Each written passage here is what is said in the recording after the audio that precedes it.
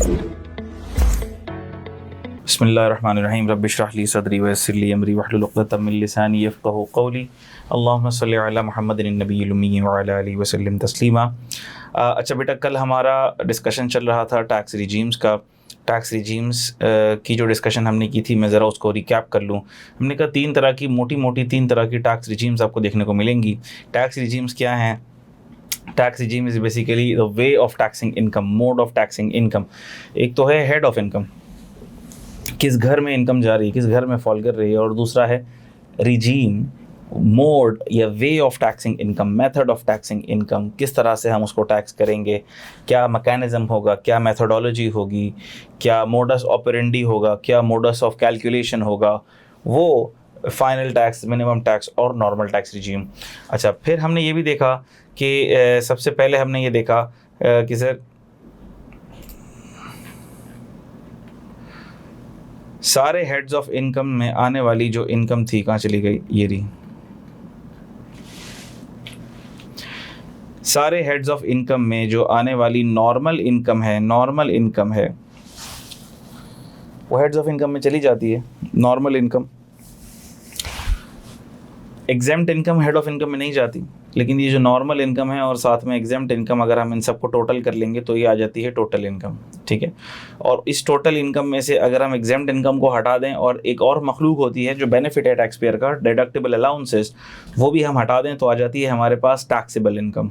ठीक है, अच्छा, टैक्सेबल इनकम जैसे ही हमारे पास आ जाती है तो हम टैक्सेबल इनकम के बाद उसमें से अच्छा, तो मैंने आपको बता दिया था कि या तो मैं डायरेक्टली 5 हेड्स ऑफ इनकम की सम लेके उसके अंदर से डिडक्टिबल अलाउंस लेस कर दूं, या अगर मैं टोटल इनकम से शुरू कर रहा हूं तो एग्जेम्प्ट लेस करूंगा और डिडक्टिबल अलाउंस लेस करूंगा तो मेरे पास टैक्सेबल इनकम आ जाएगी।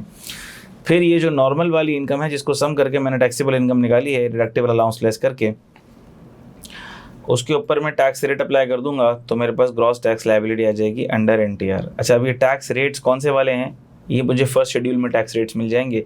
अगर इंडिविजुअल या ईओपी है तो मैं first schedule division 1 part 1 division 1 के रेट्स अप्लाई कर दूंगा, और अगर कंपनी है तो ये डिवीजन 2 के रेट्स अप्लाई होंगे। ठीक है, अच्छा, आपकी आसानी के लिए मैं पोर्टल पर ये रेट कार्ड भी रख लूँगा, इसको हम रेफ़र कर रहे होंगे, बड़ा यूज़फुल रेट कार्ड है ये। KPMG कि जो finance act, brief on finance act, KPMG वाला जो है, KPMG का है ऑफिशियल डॉक्यूमेंट, ये मैंने उसमें से एक्सट्रैक्ट किया है टैक्स रेट कार्ड। ये बहुत यूज़फुल टैक्स रेट कार्ड होगा। देख सकते हैं आप, ये सारे फर्स्ट शेड्यूल के रेट्स हैं। Division 1 part 1 first schedule. ठीक है, ये tax rate for individual other than salaried आ गए। अच्छा, फिर हमारे पास टैक्स रेट फॉर सैलरीड आ गए। ठीक है, फिर टैक्स रेट फॉर कंपनीज हमारे पास डिवीजन 2 में आ गए। ये वो टैक्स रेट्स हैं जो लेटेस्ट वाले टैक्स रेट्स हैं, जो टैक्स ईयर 2026 के टैक्स रेट्स हैं।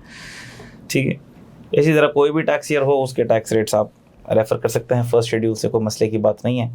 ठीक है, ये अभी आपके सामने टैक्स ईयर 2026 के रेट्स नज़र आ रहे हैं, लेकिन फर्स्ट शेड्यूल में जाकर जो भी रेट एक्टिव होगा, आप फर्स्ट शेड्यूल में जाएंगे तो आपको जो करंट रेट्स होंगे वो नज़र आ रहे होंगे। ठीक है, स्मॉल कंपनी का भी आप देख सकते हैं 20% है, बैंकिंग कंपनी का 39, एनी अदर कंपनी 29 पे सुपर टैक्स, और फिर हमें और भी बहुत सारे टैक्सेस होंगे जो हम लोग वक्तन फ़वक्तन रेफ़र कर रहे होंगे, वो सारे के सारे टैक्सेस हमें एक अम्ब्रेला के अंडर मिल जाएंगे।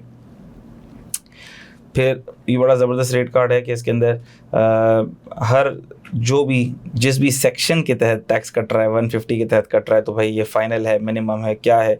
अच्छा, 151 का प्रॉफिट ऑन डेट है, कब ये फ़ाइनल होगा, कब मिनिमम होगा, कब एडजस्टेबल होगा, ये सारी की सारी बातें हम देखेंगे। Very useful tax rate card जो हमें सब चीज़ें कंसोलिडेट, कंपाइल और कंसाइज करके दे देता है। ठीक है, तो हमारी डिस्कशन बड़ी फोकस्ड हो जाती है।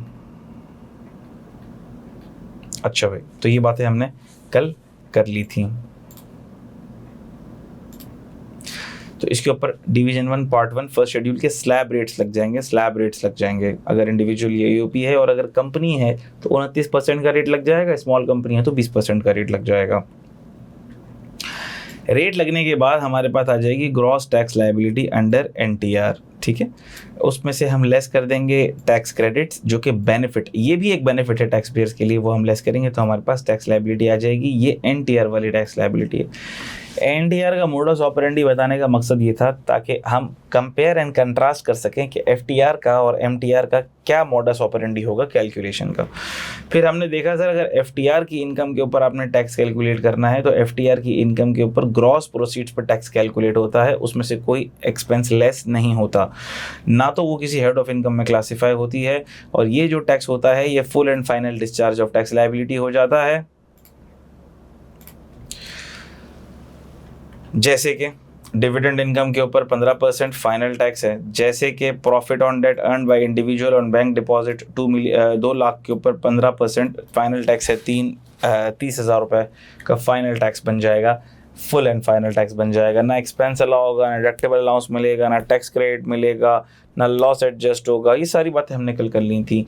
ये है फिक्स्ड, ये है फाइनल टैक्स रिजीम या फिक्स्ड टैक्स रिजीम की के अंदर जो इनकम टैक्स होती है उसका मोडस ऑपरेंडी या मोडस ऑफ कैलकुलेशन, ठीक है।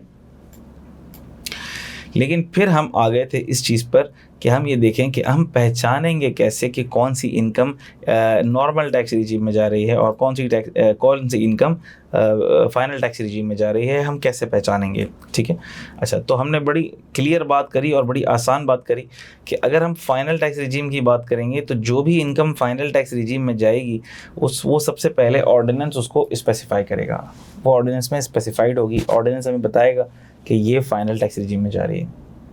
फिर ऑर्डिनेंस हमें ये चीज़ दो तरीके से बताएगा। एक तो ऑर्डिनेंस कहता है कि भाई एक तो है सेक्शन नंबर 8, एक क्या है सेक्शन नंबर 8, उस सेक्शन नंबर 8 के अंदर जो भी इनकम आ रही हैं हमने उस पर ठप्पा लगा दिया है, वो हमेशा फाइनल टैक्स रिजीम में ही रहेगी 99.9999%। क्यों कह रहा हूँ मैं 99.99%, ये आपको बाद में पता लग जाएगा, ठीक है। 100% क्यों नहीं कह रहा, बाद में पता लग जाएगा। अभी हर चीज़ बताने की तो नहीं, सारे समंदर का पानी हम अभी तो नहीं पी सकते, क्या ख्याल है।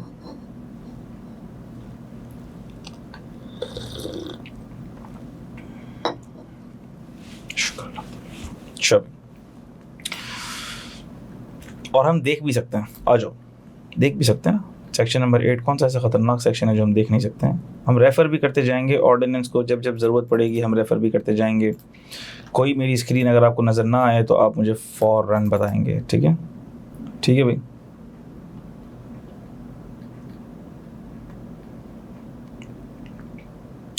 तो ये कहता क्या है, ये कहता ये है, ये सुन लो, ये देख लो कि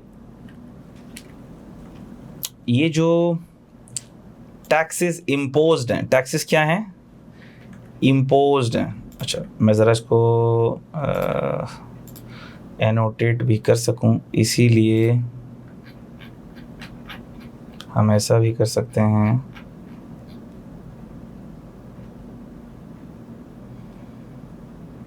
I-26 कहता क्या है, ये देखो, ये सेक्शन कहता है कि ये जो सेक्शंस, ये सेक्शन 8 कहता है कि 5, 5A, 5AA, 6, 6A, 7, 7A, 7B, 7E, इन सब के अंडर जो भी टैक्स इम्पोज हो रहा है वो क्या है, देख लो, वो फाइनल टैक्स। तो क्या इस सेक्शन ने ठप्पा लगा दिया,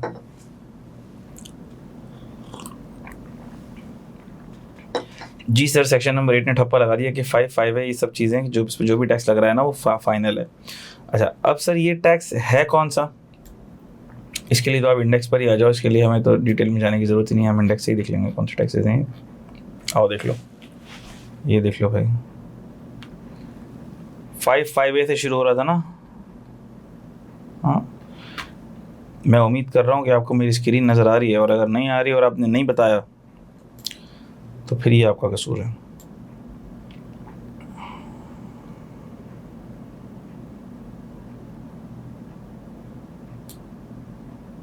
ये क्या, ये इतना टेढ़ा मेढ़ा क्यों हो गया भाई, सही बॉक्स नहीं बनाया इसने। खैर, तो कहने का मकसद ये है 5, 5A, 5AA, 6, 6A, 7, 7A, 7B, 7D, 7E, 7E तक था, नॉट 7F, ठीक है, नॉट 7F, ये सारे के सारे जो 5 से लेकर 7E तक आपको नजर आ रहे हैं, 5 5A 5AA 6 6 7 7A 7B 7B 7E, CD भी नहीं, ठीक है, C भी नहीं, D भी नहीं और F भी नहीं। अच्छा, ये जितने भी नजर आ रहे हैं आपको इस डब्बे में, इस ग्रीन वाले डब्बे के अंदर, ठीक है, जज़ाकल्लाह वकार, थैंक्स फॉर कंफर्मिंग।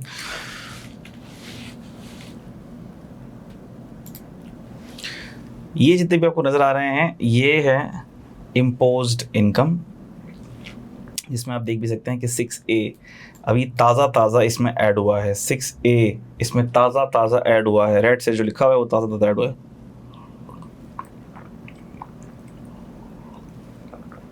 यानी कि for tax year 2026।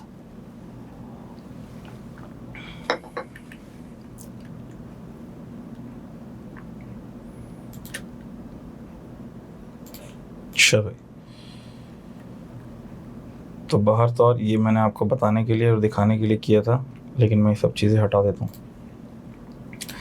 Basic concepts वापस आ जाओ तो इम्पोज कैटेगरी में क्या क्या चीज़ें आती हैं आपको पता लग गई। अच्छा, तो FTR की एक और कैटेगरी है, वो इम्पोज कैटेगरी नहीं है, लेकिन वो भी उस कैटेगरी में भी जो इनकम है लॉ स्पेसिफाई करेगा कि ये FTR होंगी। कब होंगी? जब इस पर कलेक्टिबिलिटी और डिडक्टिबिलिटी इस्टेब्लिश होगी। क्या इस्टेब्लिश होगी? इस पर कलेक्टिबिलिटी और डिडक्टिबिलिटी इस्टेब्लिश होगी। और मैंने आपको इसकी एग्जांपल दी थी प्राइजेज एंड विनिंग्स की, कि अगर आप प्राइजेज एंड विनिंग्स जीतो, पाकिस्तान से जीतेंगे तो जीतो Pakistan is liable to deduct और कलेक्ट टैक्स। अगर आपको कैश प्राइस दे रहा है तो वो डिडक्ट कर लेगा, और अगर आपने बाइक जीत ली है तो वो आपसे टैक्स को कलेक्ट करेगा, क्योंकि वो बाइक में से टैक्स विदहोल्ड नहीं कर सकता। ऐसे नहीं कह सकता आपको, आपने बाइक जीती है, एक टायर हम टैक्स के तौर पे विदहोल्ड कर रहे हैं, नहीं, ऐसा नहीं कर सकता। फिर वो आपसे टैक्स कलेक्ट करेगा। तो या तो डिडक्शन होगी या कलेक्शन होगी, एक ही बात है। अच्छा, लेकिन मैंने आपको बताया था कि क्या ये प्राइजेज एंड विनिंग्स आप किसी और कंट्री से भी जीत सकते हैं? Answer is yes. तो उन पर चूँकि इनकम टैक्स ऑर्डिनेंस एप्लीकेबल नहीं होता, तो डिडक्टिबिलिटी कलेक्टिबिलिटी इस्टेब्लिश नहीं हो रही होती। इसीलिए वो जो टैक्स वो जो इनकम आप डिराइव कर रहे होगे, that will not be taxable under FTR, because deductibility collectibility establish नहीं हो रही। और मैंने ये भी बताया था कि डिडक्टिबिलिटी कलेक्टिबिलिटी का मतलब ये है कि लॉ के तहत डिडक्टिबिलिटी और कलेक्टिबिलिटी की रिक्वायरमेंट इस्टेब्लिश हो जाए। अगर रिडक्शन या कलेक्शन नहीं भी हुई तो मसले की बात नहीं, वो फिर भी FTR में फॉल करेगी। सही है। Very same is the case with MTR। ये वाली कैटेगरी की सारी बातें MTR के लिए वैलिड हैं। बस लॉ यहाँ कहता है कि लॉ बताएगा कि एक्सपोर्ट ऑफ सर्विसेज FTR में जा रही है, प्राइजेज एंड विनिंग्स FTR में जा रही है, लॉ ये बताएगा। सही है। यहाँ पर लॉ ये बताएगा कि ये MTR में जा रही है, कमर्शियल इंपोर्ट्स MTR में जा रही है, पेमेंट ऑफ सर्विसेज MTR में जा रही है, लॉ ये बताएगा। सही है। कमर्शियल इंपोर्ट सेक्शन 148 की मिनिमम टैक्स में जा रही है, payment of for services 153 1B minimum tax में जा रही है, और जा रही होगी, हम देख भी लेते हैं। इसीलिए मैंने ये टैक्स रेट कार्ड 148 आ जाओ देख लो, 148 के तहत जो भी टैक्स डिडक्ट होगा ना, मिनिमम टैक्स में जा रहा होगा। देख लो, कलेक्शन है एट इम्पोर्ट्स, ठीक है, collection of tax at imports, हम ये देखेंगे जब पढ़ेंगे। तो ये मिनिमम होगा, इंडस्ट्रियल अंडरटेकिंग के लिए मिनिमम नहीं होगा, लेकिन इंडस्ट्रियल अंडरटेकिंग के अलावा जो लोग होंगे ना उनके लिए मिनिमम होगा। देखो मिनिमम मिनिमम मिनिमम लॉ बता देता है हमें, लॉ बता देता है कि ये जो tax at import stage collect होगा वो मिनिमम होगा।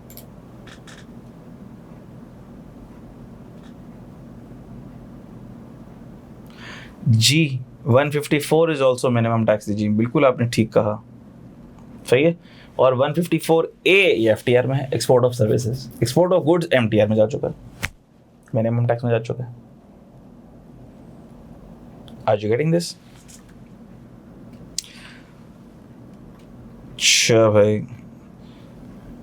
और आप आप देख भी सकते हैं कि 150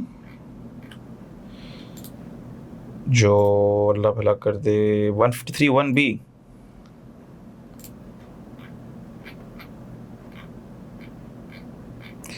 सर्विसेज वाला जो है, ठीक है, ये वाला सर्विसेज का आ रहा है, ये रहा सर्विसेज का।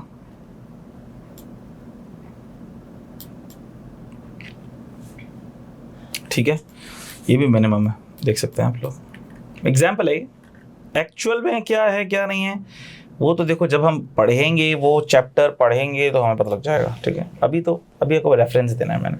ठीक है, इसी तरह एक्सपोर्ट ऑफ गुड्स, अभी वो मिनिमम टैक्स रिजीम में फॉलो कर रहा है। सही, पहले एफटीआर में हुआ करता था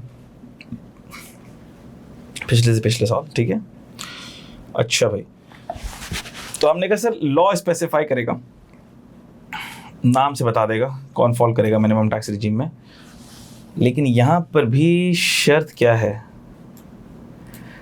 कलेक्टिबिलिटी डिडक्टिबिलिटी। अगर कलेक्टिबिलिटी नहीं होगी तो फिर मिनिमम टैक्स रिजीम में नहीं जाएगा। अच्छा सर, कोई भी इनकम अगर एफटीआर में नहीं जाएगी, मिसाल के तौर पर कलेक्टिबिलिटी इस्टेब्लिश नहीं हो रही, नाम से भी गिवन है और कलेक्टिबिलिटी इस्टेब्लिश नहीं हो रही, या नाम से गिवन ही नहीं है ना एफटीआर में ना एमटीआर में, नाम से गिवन है एफटीआर में जाएगा अगर कलेक्टिबिलिटी हुई, एमटीआर में जाएगा अगर कलेक्टिबिलिटी हुई, लेकिन सर दोनों में कलेक्टिबिलिटी अगर हुई ना तो कहाँ जाएगा, एनटीआर में। इम्पोज वाला तो हमेशा ही एफटीआर में जाएगा, उसकी बहस नहीं है। 99.99%, 0.0001% उसमें भी एक ऐसी चीज़ है जो एनटीआर में जाती है, वो बाद में देखेंगे। लेकिन ये जो कैटेगरी है, ये वाली पीटीआर और एमटीआर, इसके अंदर अगर डिडक्टिबिलिटी कलेक्टिबिलिटी स्टैब्लिश ना हुई, एग्जांपल डिडक्टिबिलिटी कलेक्टिबिलिटी स्टैब्लिश ना होने का मतलब क्या है कि अगर जो पेमेंट रिसीव हो रही है वो विदहोल्डिंग एजेंट्स नहीं हो रही, उस पर विदहोल्डिंग के उसूल लागू नहीं हो रहे, तो विदहोल्डिंग नहीं करेगा, डिडक्टिबिलिटी स्टैब्लिश नहीं होगी, कलेक्टिबिलिटी स्टैब्लिश नहीं होगी। ऐसी सूरत में वो वाली इनकम कहाँ चली जाएगी, एनटीआर में चली जाएगी, नॉर्मल टैक्स रिजीम में चली जाएगी।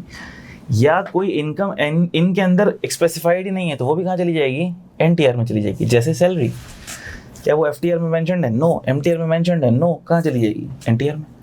इनकम फ्रॉम प्रॉपर्टी, क्या वो एफटीआर में मेंशन्ड है, नो। एमटीआर में मेंशन्ड है, नो। कहाँ चली जाएगी, income from NTR. Are you getting this? Simple as easy as that.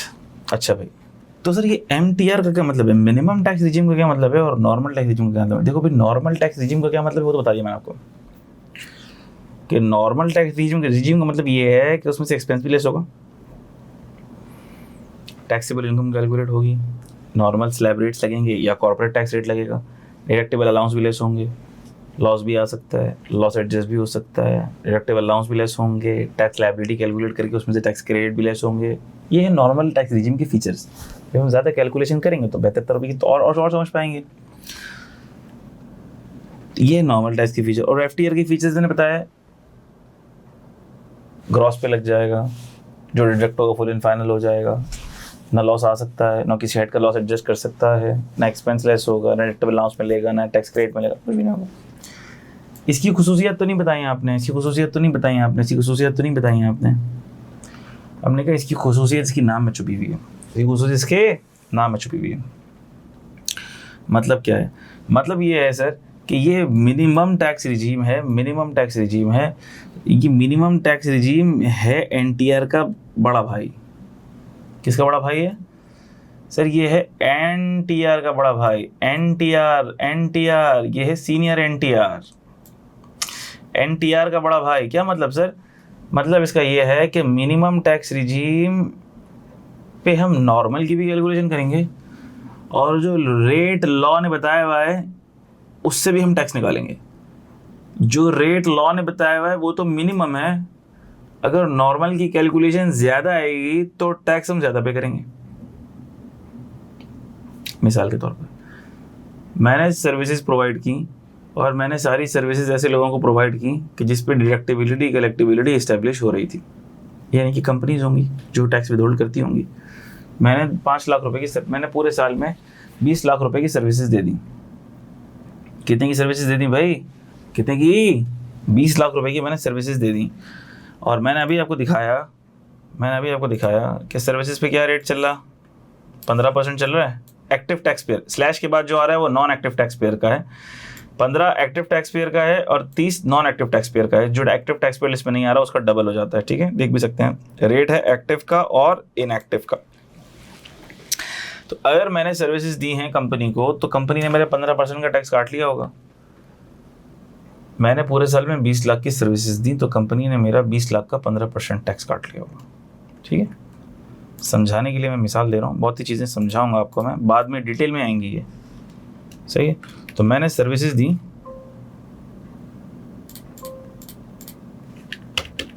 ये क्या हो रहा है, ठीक है, मैंने सर्विसेज दी कितने की, 20 लाख की सर्विसेज दे दी मैंने भाई, और उसके ऊपर टैक्स डिडक्टेड कितना, टैक्स की डिडक्टेबिलिटी कितनी बन रही थी, मिसाल ले रहा हूँ 15% पे बन रही थी भाई। और मैंने ये सारी सर्विसेज कंपनी को दी हैं, कंपनीज को दी हैं, तो कंपनीज ने मेरा टैक्स पहले ही विथहोल्ड कर लिया था। ये ग्रॉस सर्विस फी है।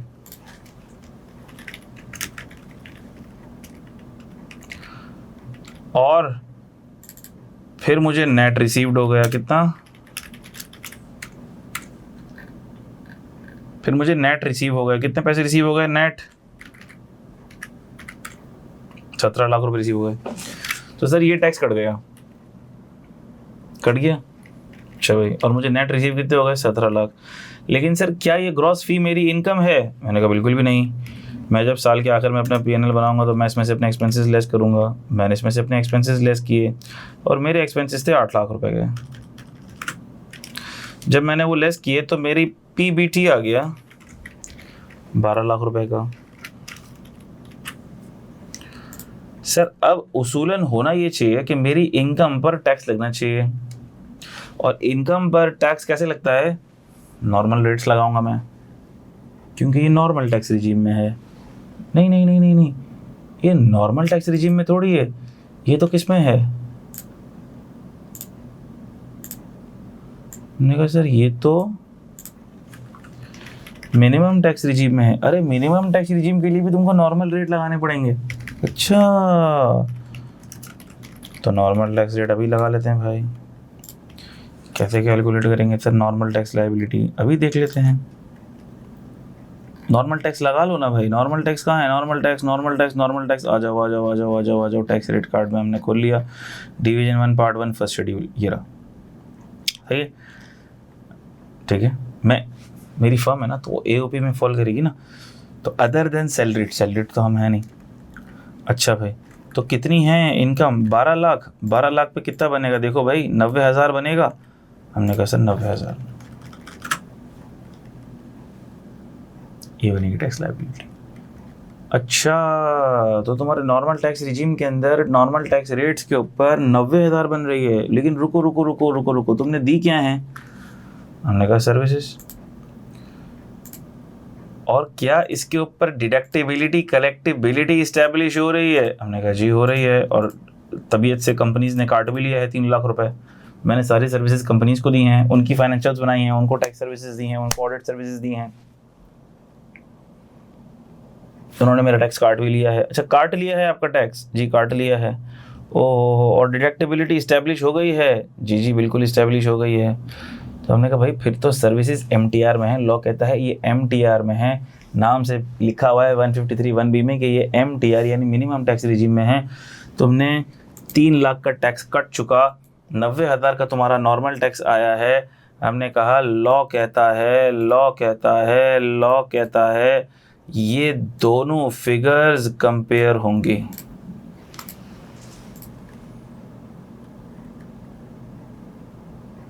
कंपेयर होंगी।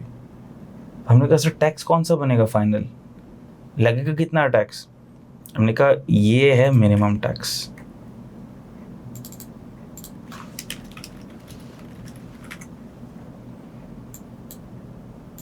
$3 लाख, और यही आपकी लायबिलिटी बनेगी। सर 90 नहीं बनेगी, नहीं 90 काट कर सर 2-10 मुझे वापस नहीं मिलेंगे, कंपनियों ने टैक्स काट लिया है, नहीं कोई वापस नहीं मिलेंगे, because this is the minimum tax. इसका मतलब सर अगर मिनिमम टैक्स में कोई फॉल करता है तो वो दो धारी तलवार पे फॉल करता है, हमें नॉर्मल रेट से भी उसकी लायबिलिटी चेक करनी है और जो डिडक्टिबिलिटी के हिसाब से जो उसका टैक्स कट चुका हमें वो भी चेक करना है। देखिए जी बेटा ऐसा ही, बिल्कुल ऐसा ही। क्या ये बात मैं आपको समझा पा रहा हूँ मेरे बच्चों? मुझे ज़रा एक्नॉलेज कर दो ताकि मुझे लगे कि हाँ आप लोगों की खोपड़ी में दिमाग में बात जा रही है। जल्दी से एक्नॉलेज करो बेटा, नमाज का टाइम होने लगा है, उससे पहले पहले ये बात आपकी समझ में आ जानी चाहिए। ओह माय गॉड 2 मिनट ऊपर हो गए हैं। ठीक है मेरे बच्चों, वी आर टेकिंग नमाज ब्रेक क्योंकि 2 मिनट ऊपर हो चुके हैं। 2 मिनट ऊपर हो चुके हैं तो वी आर टेकिंग नमाज ब्रेक। नमाज के बाद मुलाकात होती है 15 मिनट के बाद इंशाल्लाह। आप लोग भी सारे नमाज़ पढ़ लें बेटा जल्दी से, शाबाश।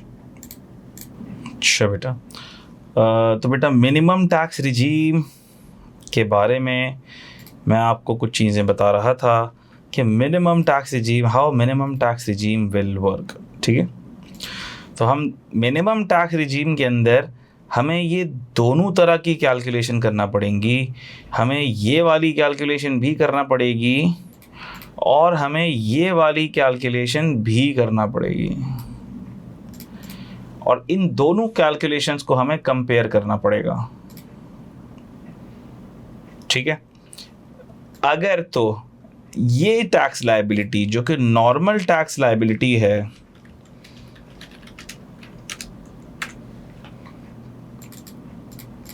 अगर तो ये कम है और मिनिमम टैक्स लायबिलिटी ज़्यादा है तो मिनिमम तो पे करना ही करना है, वो जो पे हो चुका वो वापस नहीं मिलने वाला। ठीक है, हाँ लेकिन अगर आपकी ये नॉर्मल टैक्स लायबिलिटी ज़्यादा आती, अगर ये 90,000 की जगह आ जाती 3.5 लाख रुपए, तो क्या होता? अगर ये आ जाती 3.5 लाख, इफ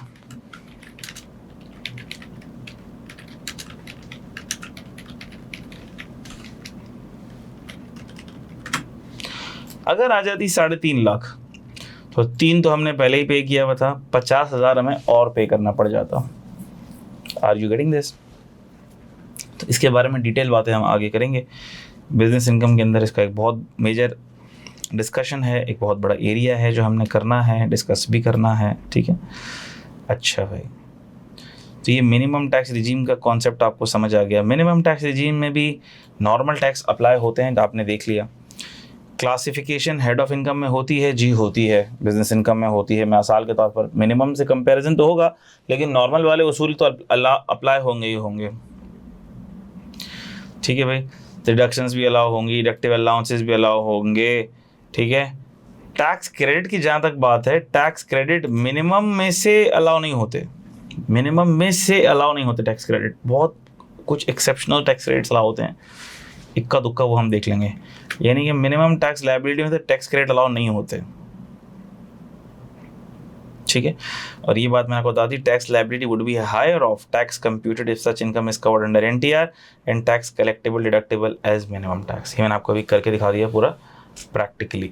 ठीक है, और सबसे पहले हमारा स्टार्ट ही इस चीज़ से हुआ था कि एनटीआर का मैकेनिज्म क्या है, और उसी एनटीआर के मैकेनिज्म को देखते हुए हमने कंपैरिजन और कंट्रास्ट ड्रॉ किया था एफटीआर और एमटीआर की तरफ। तो एनटीआर में आपको पता ही है,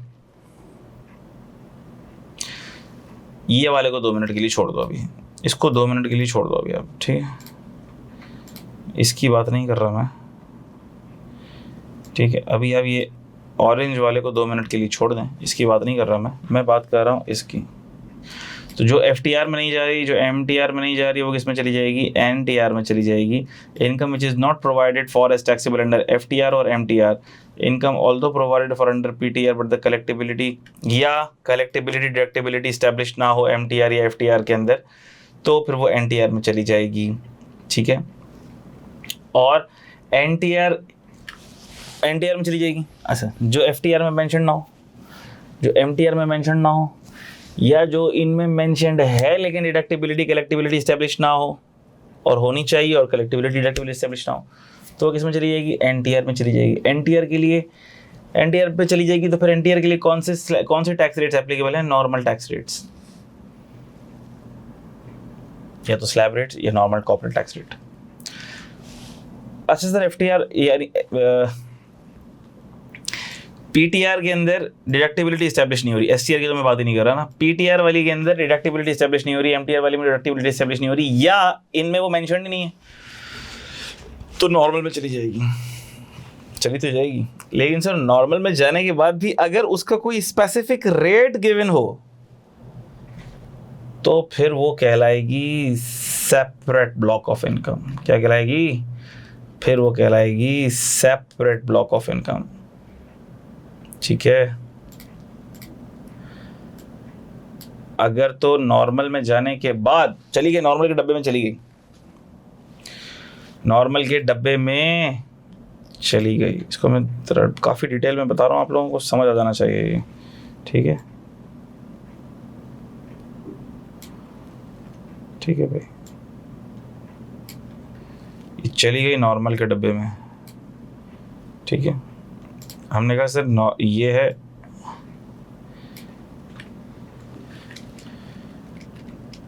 पीटीआर एफटीआर का डब्बा, ये है एमटीआर का डब्बा, और ये है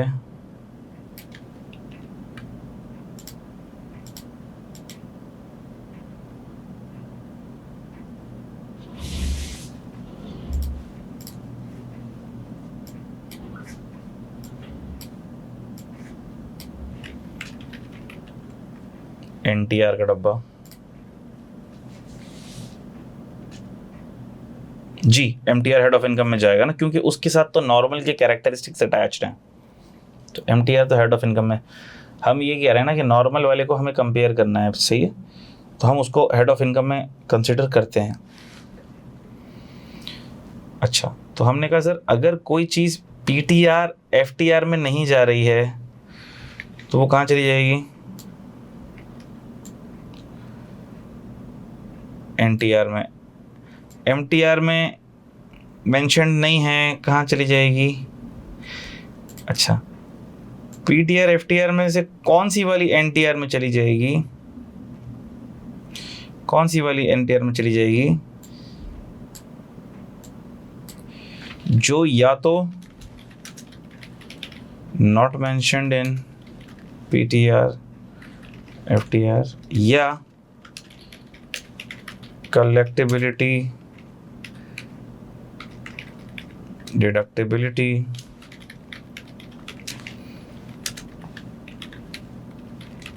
not established under PTR।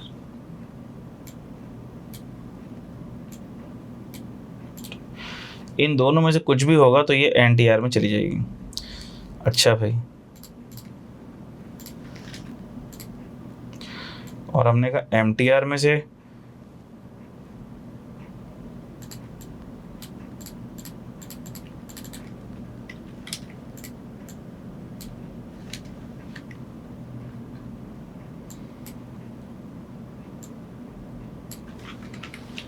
या तो जो एमटीआर में मेंशन्ड ही ना हो, या जिसमें से कलेक्टिबिलिटी और डिडक्टिबिलिटी एमटीआर में मेंशन तो हो लेकिन कलेक्टिबिलिटी डिडक्टिबिलिटी स्टैब्लिश ही ना हो रही हो, तो वो किधर चली जाएगी? वो एनटीआर में चली जाएगी। अच्छा, अब एनटीआर के अंदर भी दो चीज़ें हैं,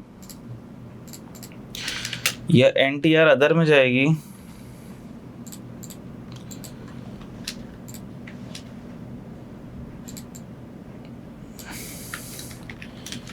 या एनटीआर एसबीआई में जाएगी। क्या बात हो गई सर?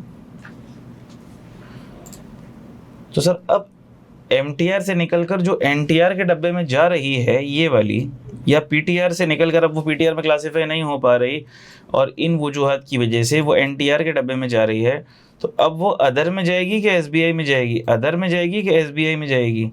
हमने कहा अगर सेपरेट रेट मेंशन्ड है, अगर क्या मेंशन्ड है?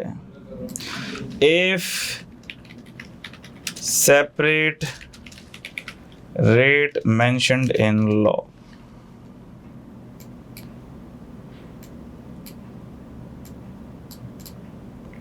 तो एनटीआर एसबीआई में जाएगी।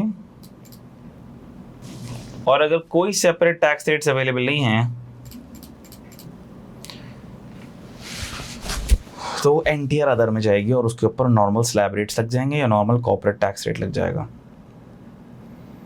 तो क्या मुझे बताओ ये स्ट्रक्चर आपके दिमाग में बैठता है? कंफर्म कर दो बेटा। मेरी डिस्कशन कंप्लीट हो गई है टैक्स रिजीम्स की, कुछ एग्जांपल्स दूंगा बस मैं इसकी और बात ख़त्म हो जाएगी अब। और अब पूरे इनकम टैक्स लॉ के अंदर हम यही करते रहेंगे कि ये NTR, ये FTR, ये MTR, ये NTR, ये FTR, ये MTR, और जहाँ MTR होगी वहाँ कंपैरिजन विद NTR होगा, जहाँ FTR होगा वहाँ ग्रॉस के ऊपर टैक्स कट रहा होगा, वो फुल एंड फाइनल हो रहा होगा, जहाँ NTR होगी वहाँ कहीं SBI होगी, कहीं अदर होगी। तो एक दफ़ा अगर आपके दिमाग में ये सारी बातें बैठती हैं तो इंशाअल्लाह अल्लाह के हुक्म से आपके लिए आसानी है।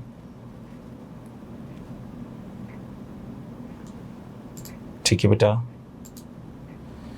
आओ पढ़ भी लेते हैं। Income which is not provided for as taxable under FTR MTR, दोनों में FTR MTR में नहीं है, लेकिन यहाँ पर सेपरेट रेट मेंशन्ड है और यहाँ पर कोई सेपरेट रेट मेंशन्ड नहीं है। ठीक है, तो वो अदर में चली जाएगी। सर सेपरेट रेट मेंशन्ड है, मैं कौन कौन सी एग्जांपल हैं, एग्जांपल के नाम पढ़ लो बस, अभी डिटेल में जाने की ज़रूरत नहीं है। हम देखते हैं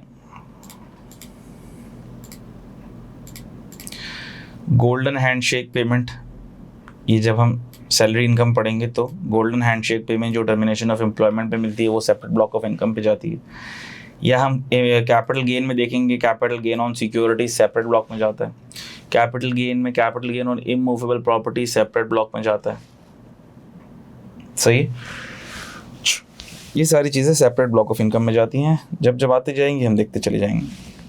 इन पे सेपरेट रेट्स लॉ में मेंशन्ड हैं, गिवन है। सही है, अच्छा भाई।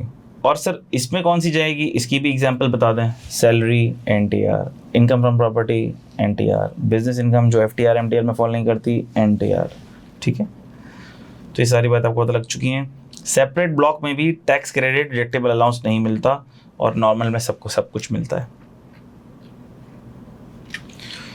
तो बच्चों क्या ये बातें आपको क्लियर होती हैं? ठीक है बेटा, मैं फिर से अब मैं इस पूरे टैक्स रिजीम्स को समराइज़ कर रहा हूँ, उसके बाद मैं आगे बढ़ जाऊँगा। Tax regime is basically the way या the mode of taxing any income. वो इनकम किसी घर में क्लासीफाई भी हो सकती है, यानी 5 हेड्स ऑफ इनकम में, और हो सकता है वो 5 हेड्स ऑफ इनकम में कहीं क्लासीफाई ना हो। ये डिपेंड करेगा उसकी लीगल टैक्सेबिलिटी के ऊपर। जैसे FTR में है तो वो किसी हेड ऑफ इनकम में नहीं जाएगी, एग्जेम्प्ट है तो किसी हेड ऑफ इनकम में नहीं जाएगी। किसी हेड ऑफ इनकम में जाना ना जाना इसका रिजीम से ताल्लुक़ नहीं है। रिजीम किसको कहते हैं? दिस इज़ द वे या mode of taxing any income, किस तरीके से हम किसी इनकम को टैक्स कर रहे हैं। तो सर कितने तरीके हैं? मोटे मोटे 3 तरीके, FTR MTR NTR। सबसे पहले नॉर्मल, जो मासूम सीधी सादी नज़र आने वाली इनकम।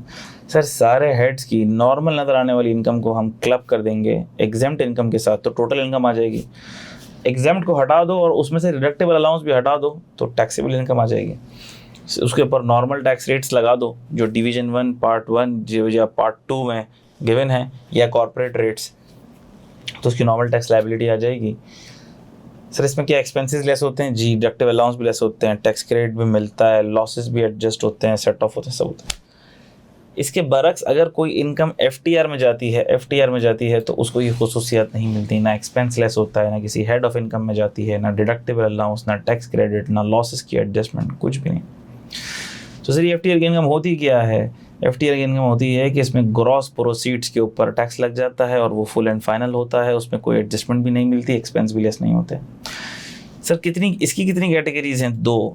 एक वो जो इम्पोज कैटेगरी है, ठप्पा लगा दिया सेक्शन 8 ने, वो तो FTR में जाएगी ही जाएगी। दूसरी कैटेगरी है PTR वाली। इसके अंदर सर अगर डिडक्टिबिलिटी कलेक्टिबिलिटी इस्टेब्लिश हो, नाम से FTR में मेंशन्ड भी हो और डिडक्टिबिलिटी कलेक्टिबिलिटी इस्टेब्लिश भी हो, तो ये PTR FTR में चली जाएगी। सर नाम से मेंशन्ड हो और डिडक्टिबिलिटी कलेक्टिबिलिटी इस्टेब्लिश हो और नाम से मेंशन हो कि ये मिनिमम टैक्स रिजीम में जा रही है, तो फिर वो MTR में चली जाएगी। और अगर सर ऐसा है कि PTR FTR में भी इम्पोज में तो है, तो वो तो FTR ही है। अगर ये PTR FTR में नहीं क्लासीफाई होती तो वो कहाँ चली जाएगी? इन दोनों सिचुएशंस में वो फिर NTR में चली जाएगी, NTR में चली जाएगी। ठीक है, NTR में चली जाएगी। कहाँ जाएगी बाद में देखेंगे। अगर सर MTR के क्राइटेरिया में मीट नहीं करती तो कहाँ चली जाएगी? हमने कहा एनटीआर के डब्बे में चली जाएगी। अब एनटीआर के डब्बे में भी 2 डब्बे हैं, किस में जाएगी? हमने कहा देखो, अगर तो इसका सेपरेट रेट मेंशन्ड है तो एसबीआई में जाएगी, और सेपरेट रेट मेंशन्ड नहीं है तो फिर नॉर्मल टैक्स रेट्स के ऊपर टैक्स हो जाएगी। बेटा क्या ये चीज़ आपको क्रिस्टल क्लियर होती है? Please confirm me. जी बेटा, कोई सवाल है, कोई कन्फ्यूजन है तो मुझे बताओ, क्योंकि ये बहुत इंपॉर्टेंट कॉन्सेप्ट है। अगर आपको ये समझ आ गया तो आपके लिए टैक्स की दुनिया के अंदर चीज़ें आसान होंगी काफ़ी, और अगर आपको कोई चीज़ समझ में नहीं आती है तो फिर टैक्स की दुनिया में आपके लिए चीज़ें मुश्किल हो जाएंगी। ग्रेट, ज़बरदस्त।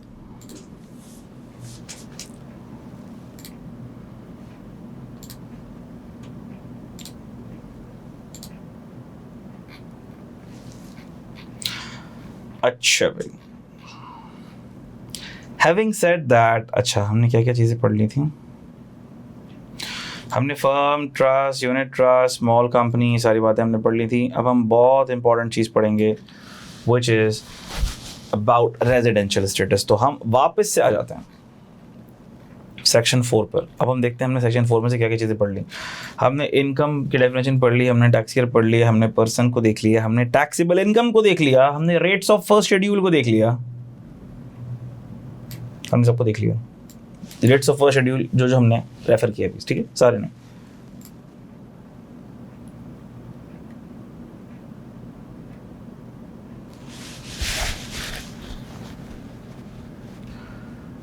सारी एफटीआर को सेक्शन 8 में इसलिए डिफाइन नहीं किया गया क्योंकि सेक्शन 8 वाली के ऊपर डिडक्टिबिलिटी और कलेक्टिबिलिटी का इस्टेब्लिश होना ज़रूरी नहीं है।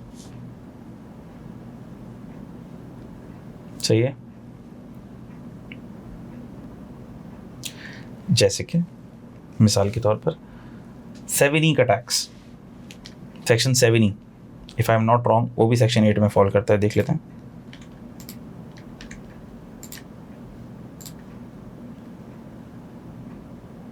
ये देखो 7E का टैक्स, 7E के टैक्स के ऊपर डिडक्टिबिलिटी और कलेक्टिबिलिटी इस्टेब्लिश होना ज़रूरी नहीं है, आपको खुद पे करना पड़ेगा। वो भी एफटीआर है, उसमें विद होल्डिंग नहीं होगी तो भी एफटीआर है। खुसूसियत अलग हो गई ना, यानी एफटीआर की किस्म हो गई ना, एफटीआर की अलग किस्म हो गई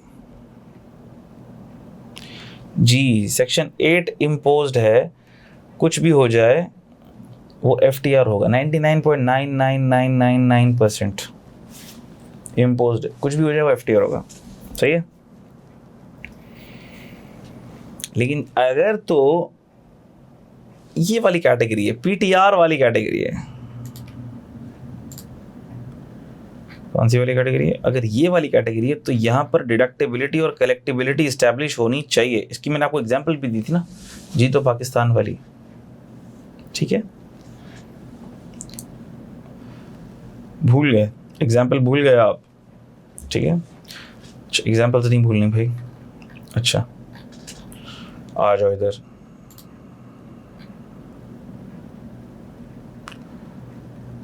बिल्कुल सही, एग्जाम्पल अब याद रखेंगे इंशाल्लाह, सब याद रहेगा आपको। अच्छा भाई, सेक्शन 4 की सारी बातें हमने पढ़ ली। अब बड़ा इंटरेस्टिंग कॉन्सेप्ट आ रहा है, रेजिडेंशियल स्टेटस का कॉन्सेप्ट आ रहा है। किसका कॉन्सेप्ट आ रहा है? रेजिडेंशियल स्टेटस का कॉन्सेप्ट आ रहा है। अब हम देखेंगे कि रेजिडेंट कौन होता है, नॉन रेजिडेंट कौन होता है। पहले हम ये देखेंगे रेजिडेंट नॉन रेजिडेंट होता कौन है, फिर हम ये देखेंगे कि रेजिडेंट या नॉन रेजिडेंट होने से फ़र्क क्या पड़ता है। आ जाओ, पहले हम ये देखते हैं कि रेजिडेंट और नॉन, कब कोई बंदा रेजिडेंट होता है, कब कोई बंदा नॉन रेजिडेंट होता है। तो सर ये रेजिडेंट और नॉन रेजिडेंट का स्टेटस हम तीनों पर्सन्स के लिए पढ़ेंगे अलग अलग, इंडिविजुअल के लिए भी, एओपी के लिए भी, कंपनी के लिए भी। इन तीनों के लिए अलग अलग देखेंगे हम, क्योंकि यही 3 काम के पर्सन हैं हमारे लिए, और इन्हीं 3 की टैक्सेशन से हम सबसे ज़्यादा कंसर्न है। इसीलिए हम इन 3 का रेजिडेंशियल स्टेटस बहुत गौर और तबीयत से पढ़ेंगे।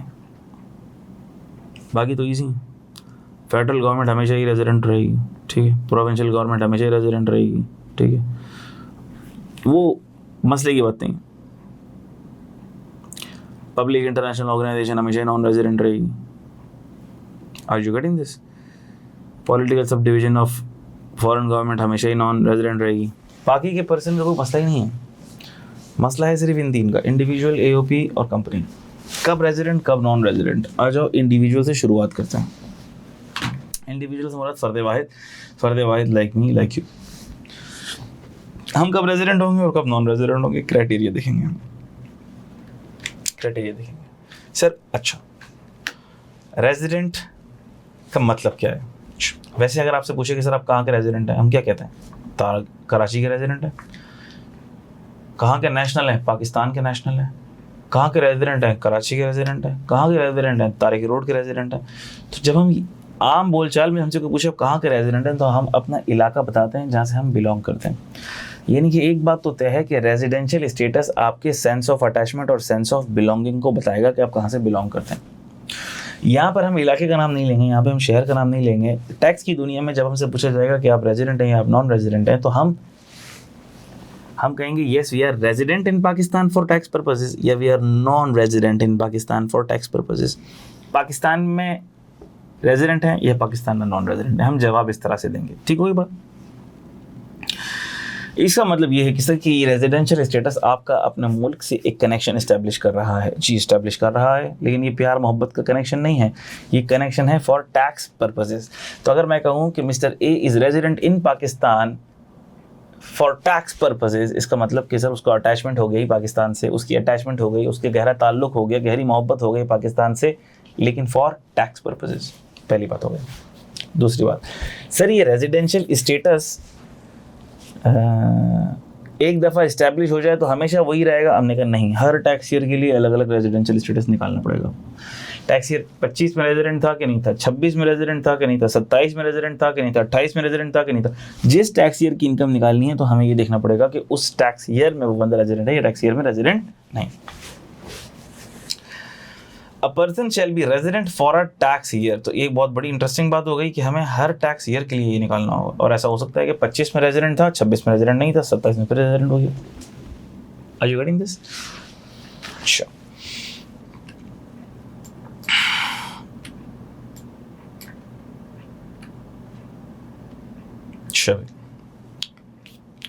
a person shall be resident person for a tax year if the person is a resident individual।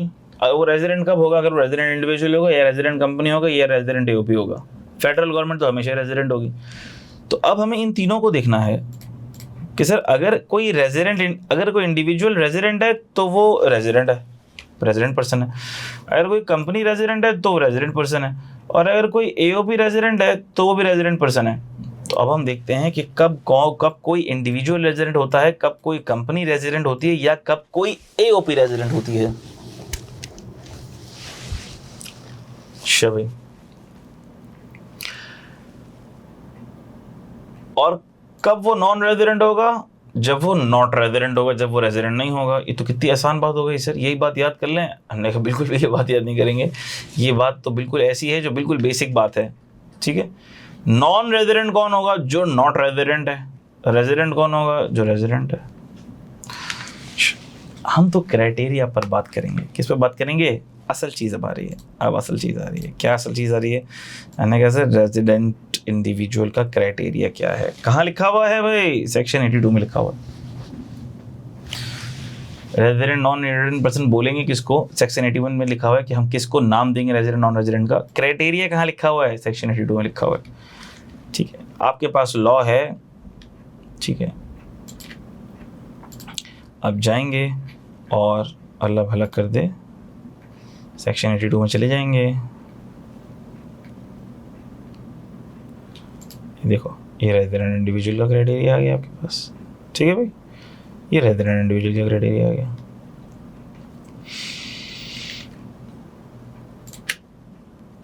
तो लॉ, अच्छा अब हम यहाँ पे पढ़ रहे हैं तो मिसाल के तौर पर मैंने आपके लिए उसको बुलेट्स में इजी कर दिया, इजी टू अंडरस्टैंड कर दिया। आपको लॉ से पढ़ने का बहुत शौक है, आप पढ़ लें लॉ से, सेक्शन का रेफरेंस गिवन है, आप पढ़ लें लॉ से, उसको रीड कर लें भाई। ठीक है, बात हम बिल्कुल मना नहीं करेंगे आपको। अच्छा भाई, an individual shall be resident for a tax year अगर if the individual is present for a period of 183 days or more in the tax year, if being a citizen of Pakistan is not present in any other country for more than 182 days during the tax year, or who is not a resident taxpayer of any other country. अच्छा, ये मैं आपको समझाता हूँ.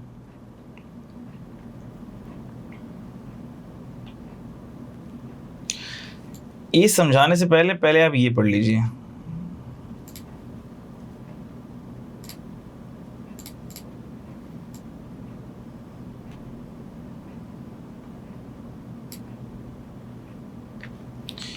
Box क्यों नहीं बना रहा, ये क्या हो गया इसको?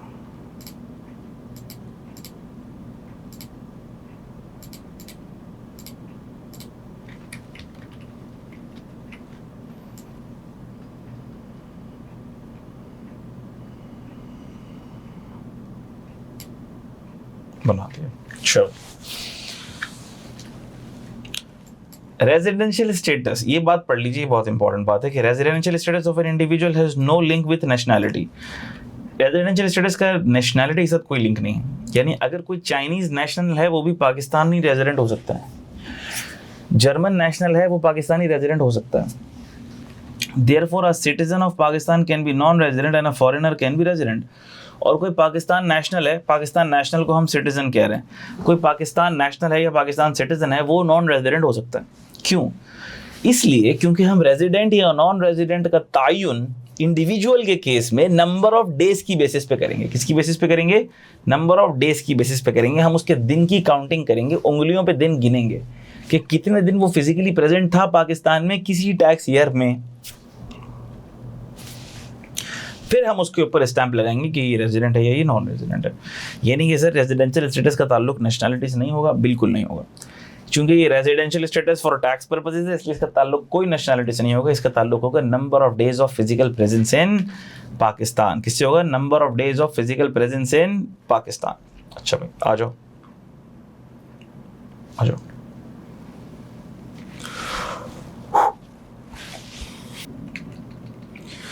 Physical stay in Pakistan for more than 182 days. अगर ऐसा है तो हमने कहा क्या ऐसा है, मैं कहा था अगर तो ऐसा है, अगर तो ऐसा मजाक है, if this is yes, तो हमने कहा सर फिर तो होगा ये रेजिडेंट.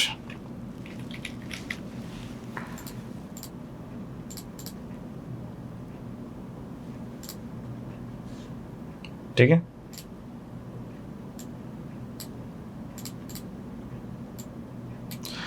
लेकिन सर अगर तो है नो,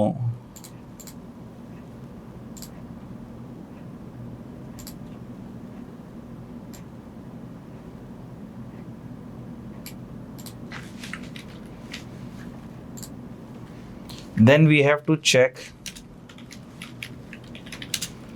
alternate criteria. अगर sir physical stay in Pakistan 182 दिन से ज्यादा है तो वो रेजिडेंट होगा. रेजिडेंट होगा सर जी, रेजिडेंट होगा, चाहे वो सिटीजन हो या चाहे वो नॉन सिटीजन हो, चाहे वो सिटीजन ऑफ पाकिस्तान हो या चाहे वो पाकिस्तान का सिटीजन ना हो.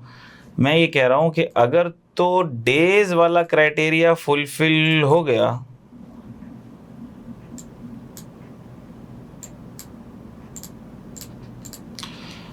अगर तो डेज वाला क्राइटेरिया फुलफिल हो गया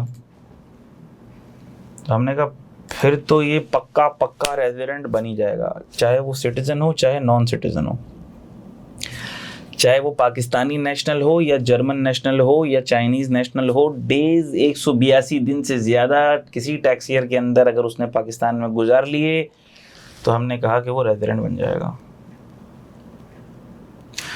सर अगर 182 दिन से ज़्यादा डेज नहीं गुजरे तो क्या वो नॉन रेजिडेंट हो जाएगा? हमने कहा नहीं, ये चेक करो वो सिटीजन है कि नॉन सिटीजन है. सर नॉन सिटीजन है तो मसला नहीं, नॉन रेजिडेंट हो गया। अगर सिटीजन है तो हमें उसके लिए फिर ऑल्टरनेट क्राइटेरिया चेक करना पड़ेगा। वो क्या है सर? अच्छा, वो ये है, सबसे पहले हम ये देखेंगे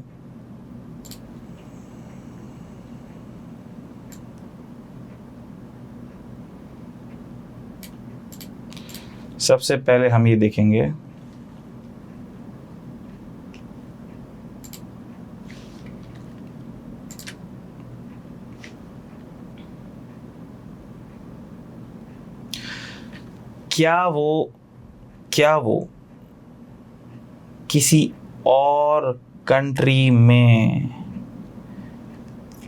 टैक्स पर्पसेस के लिए रेजिडेंट है?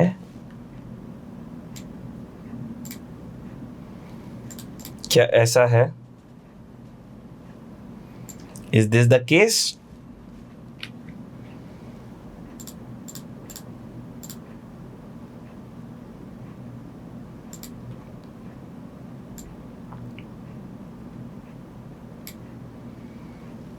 मैंने कहा sir yes.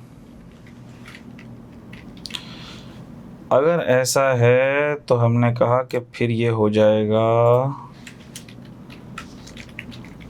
Non resident in Pakistan.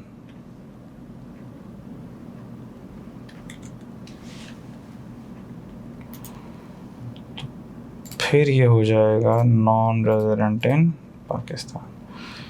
और हमने कहा कि सर ये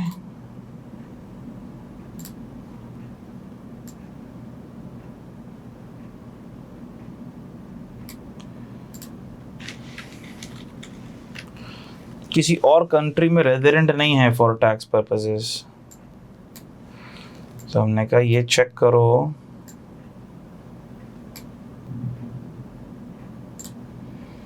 क्या ये सीन है? हमने कहा सर ये सीन है।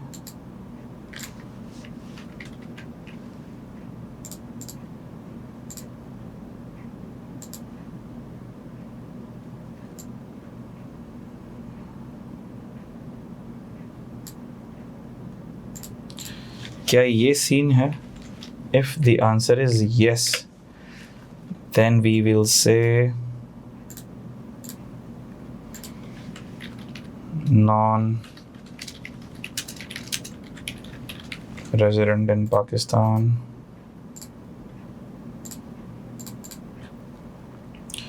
और अगर हमने कहा कि सर ये सीन नहीं है,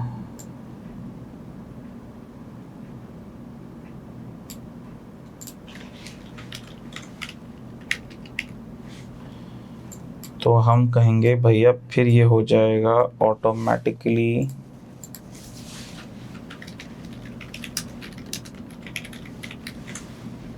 resident in Pakistan for tax purposes. अच्छा भाई,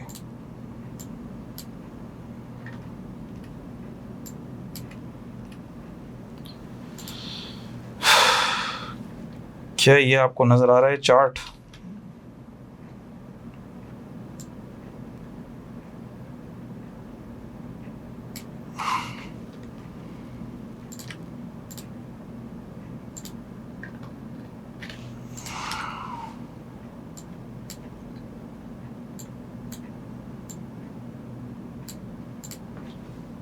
ठीक है बेटा, मैं उम्मीद कर रहा हूँ कि ये चार्ट आपको नज़र आ रहा है। अगर फिजिकल स्टे इन पाकिस्तान 182 दिन से ज़्यादा है, अगर है तो वो रेजिडेंट बन जाएगा, चाहे सिटीज़न हो या सिटीज़न ना हो। अगर फिजिकल स्टे इन पाकिस्तान 182 दिन से ज़्यादा नहीं है, पाकिस्तान में 182 दिन से ज़्यादा का फिजिकल स्टे नहीं है, तो हमने कहा कि सर अगर नॉन सिटीज़न है तो नॉन रेजिडेंट बन गया। ऑल्टरनेटिव क्राइटेरिया सिर्फ किसके लिए चेक होगा? सिर्फ किसके लिए चेक होगा? बोल दो मेरे बच्चों, सिर्फ किसके लिए चेक होगा? सिर्फ सिटीजन्स के लिए चेक होगा। क्योंकि अगर तो 182 दिन से ज़्यादा कोई नॉन रेजिडेंट पाकिस्तान में नहीं है तो फिर वो रेजिडेंट नहीं हो सकता, वो नॉन सिटीजन पाकिस्तान में नहीं है तो वो रेजिडेंट नहीं हो सकता। ऑल्टरनेटिव क्राइटेरिया सिर्फ रेजिडेंट्स सिटीजन्स के लिए चेक होगा। हम क्या देखेंगे कि सर क्या वो किसी और कंट्री में रेजिडेंट है फॉर टैक्स पर्पसेस, टैक्स के लिए क्या वो किसी और कंट्री में रेजिडेंट है। अगर है तो पाकिस्तान में क्या बन जाएगा, नॉन रेजिडेंट। और अगर वो टैक्स पर्पसेस के लिए किसी और कंट्री में रेजिडेंट नहीं है, हमें नहीं पता किसी और कंट्री का क्या क्राइटेरिया है, हो सकता है किसी और कंट्री का ही क्राइटेरिया हो कि भाई 180 दिन पे रेजिडेंट हो रहा हो, 90 दिन पे रेजिडेंट हो रहा हो, हमें क्या पता, हमें नहीं पता। लेकिन अगर वो किसी और कंट्री में टैक्स पर्पस के लिए रेजिडेंट है तो वो पाकिस्तान में हम उसको नॉन रेजिडेंट कर देंगे। हाँ, लेकिन अगर वो किसी और कंट्री में टैक्स पर्पस के लिए रेजिडेंट नहीं है तो हम एक और चीज़ देखेंगे, क्या उसकी किसी एक स्पेसिफिक कंट्री के अंदर 182 दिन से ज़्यादा हैं, यानी 183 और मोर डेज हैं। जब मैं कहूँ मोर देन 182, इसका मतलब 183 और मोर की बात कर रहा हूँ मैं। अगर मैंने लिखा है मोर देन 182 डेज, इसका मतलब ये है कि मैं यहाँ पे ये भी लिख सकता हूँ 183 और मोर डेज, ठीक है। तो क्या उसका फिजिकल स्टे किसी एक स्पेसिफिक कंट्री में 182 दिन से ज़्यादा है, यानी कि 183 या उससे ज़्यादा है। अगर है तो वो पाकिस्तान में नॉन रेजिडेंट बन जाएगा, और अगर नहीं है तो वो पाकिस्तान में रेजिडेंट बन जाएगा। क्या ये चार्ट आप लोगों को समझ आता है? ईजी बात है, बस मैंने ड्रॉ कर दिया, तो ये उम्मीद आपको समझ आ जाना चाहिए, इसमें कोई रॉकेट साइंस तो है नहीं। यही बातें लिखी हुई हैं, लिखने में समझना मुश्किल है, चार्ट में आसान है। फिर आप पढ़ लेते हैं। An individual shall be resident for a tax year if the individual is present in Pakistan for a period of 183 days. अब वो इंडिविजुअल चाहे सिटीजन हो चाहे नॉन सिटीजन हो, बाइफर्केशन नहीं है। लेकिन अगले वाले में बाइफर्केशन है, ये सिर्फ सिटीजन के लिए एप्लीकेबल है। Being citizen of Pakistan is not present in any other country for more than 182 days during tax or who is not a resident taxpayer of any other country।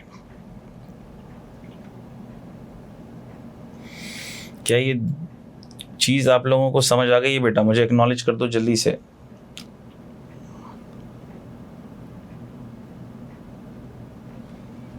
Clear है बेटा?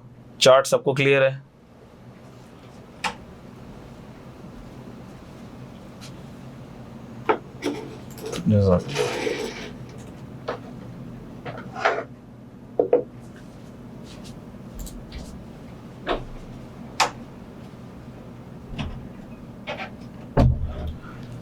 Clear है बेटा सबको chart?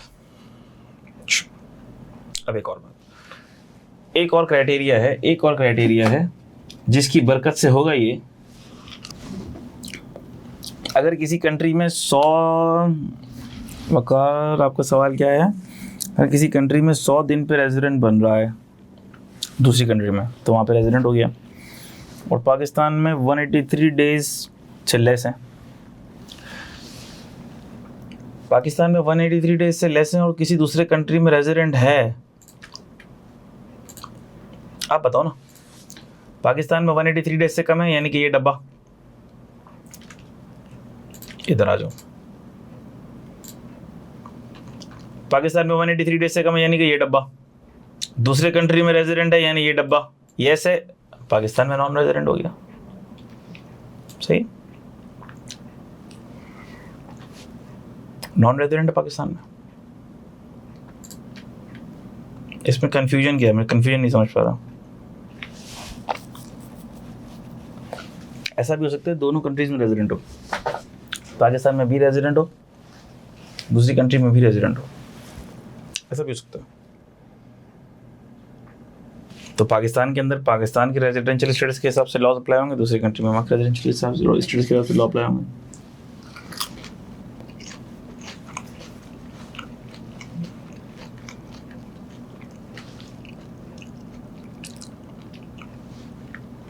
ठीक है भाई।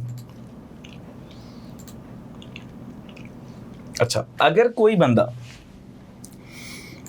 ये देखिएगा, अगर कोई बंदा फेडरल गवर्नमेंट या प्रोविंशियल गवर्नमेंट का पोस्टेड अब्रॉड है, एम्प्लॉय है फेडरल गवर्नमेंट का या प्रोविंशियल गवर्नमेंट का, और फेडरल गवर्नमेंट ने या प्रोविंशियल गवर्नमेंट ने इसको दूसरी कंट्री में पोस्ट किया हुआ, जैसे सफ़ीर हजरात होते हैं। पाकिस्तान का सफ़ीर अमेरिका में, पाकिस्तान का सफ़ीर टर्की में, तो वो गवर्नमेंट के एम्प्लॉयज़ होते हैं और गवर्नमेंट उनको पोस्ट किया होता है, और सैलरी कौन दे रहा होता है? उनको गवर्नमेंट दे रही होती है। तो अगर कोई एम्प्लॉय है गवर्नमेंट का और वो पोस्टेड अब्रॉड है, तो हमने कहा कि फिर वो तो रेजिडेंट होगा ही होगा। ये क्वेश्चन मार्क गलती से लग गया। फिर तो वो रेजिडेंट होगा ही होगा। क्या बात आपको समझ आती है? सर क्या फिर हम उसके number of days of physical presence नहीं देखेंगे? नहीं देखेंगे, उसके number of days of physical presence नहीं देखेंगे।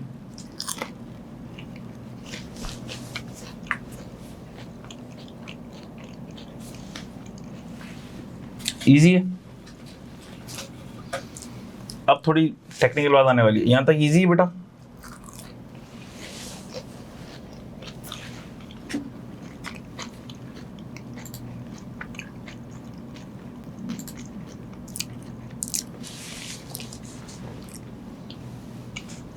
अब हम काम करेंगे वो वाला जो हम स्कूल में करते थे, उंगलियों पे दिन गिनते थे, वो हम यहाँ करेंगे। कैसे? सर ये डेज की काउंटिंग के 182 हुए कि 183 हुए, कैसे गिनेंगे हम? पाकिस्तान में है ये दिन या पाकिस्तान में नहीं है, कैसे पता लगेगा? सर पाकिस्तान से अगर कोई बाहर जा रहा है तो क्या हम उसका पीछा करेंगे? हम ये देखेंगे कि कब वो पाकिस्तान की फिजाई हुदूद से बाहर निकला, कितने बजे निकला,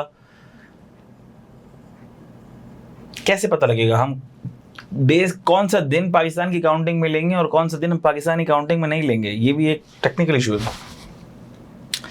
नहीं, इसके लिए आपको हेल्प लेनी पड़ेगी। किस चीज़ की? नहीं, इसके लिए आपको हेल्प लेनी पड़ेगी इनकम टैक्स रूल के रूल 14 की। सर ये रूल 14 क्या कहता है?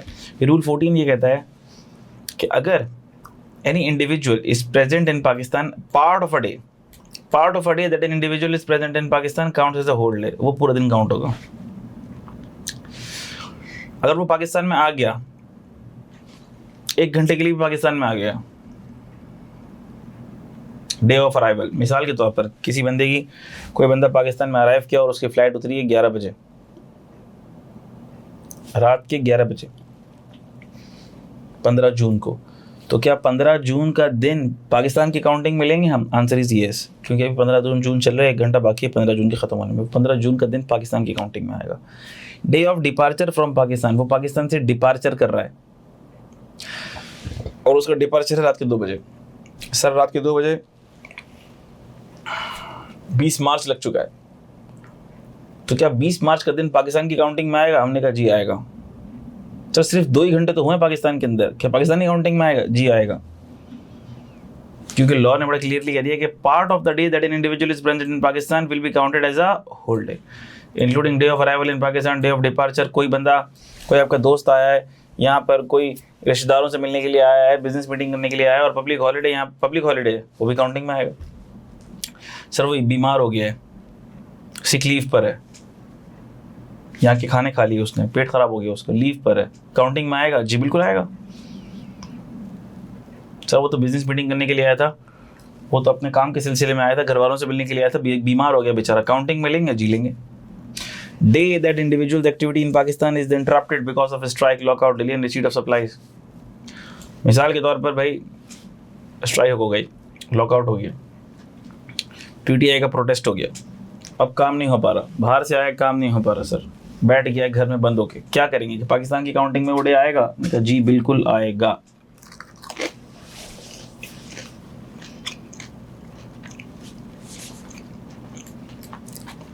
सर हमारा कज़न किसी काम से आया है बाहर से, यहाँ पर आया है, यहाँ पर आया, उसने सोचा कि क्यों ना पाकिस्तान के खूबसूरत इलाके देखे जाएं, और उसने हॉलीडे स्पेंड की यहाँ पे, नॉर्दर्न एरिया चला गया, हॉलीडे स्पेंड करने के लिए आया, क्या वो पाकिस्तानी काउंटिंग में आएगा? जी आएगा। Holiday spend by the individual in Pakistan before, during और after any activity in Pakistan, activity वाले दिन भी काउंट होंगे और अगर उसके बाद कोई हॉलीडे स्पेंड करे तो भी काउंट होंगे। अच्छा भाई, अब इसको पढ़ो, इस वाले को पढ़ो, ये बड़ी इंटरेस्टिंग बात लिखी हुई है, ये बड़ी इंटरेस्टिंग बात लिखी हुई है, ये आप लोग पढ़ें और मुझे ज़रा बताएं इसका क्या मतलब है। आप लोग मुझे इसका मतलब बताएं।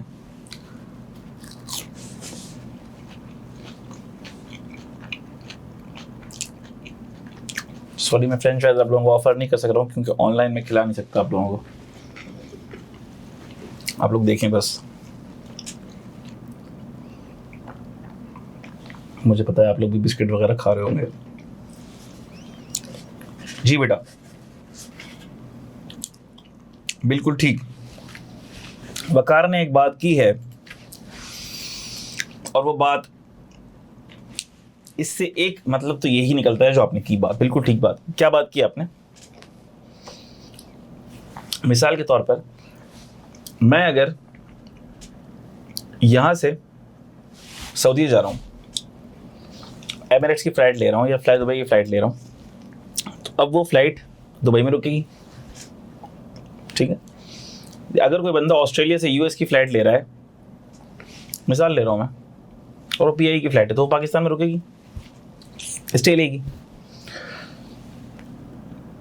लेकिन सर वो एयरपोर्ट पे फ्लाइट जो रुकी है और हम एयरपोर्ट पे जो दिन गुजार रहे हैं, रास्ते में हैं, ट्रांजिट में हैं, उड़े हैं ऑस्ट्रेलिया से, जाना है यूएस, पाकिस्तान में प्लेन रुका है 8 घंटे 10 घंटे 12 घंटे 15 घंटे के लिए रुका है, हम बैठे हैं एयरपोर्ट पे, कनेक्टिंग फ्लाइट का इंतज़ार कर रहे हैं, उड़ जाएंगे यूएस के लिए।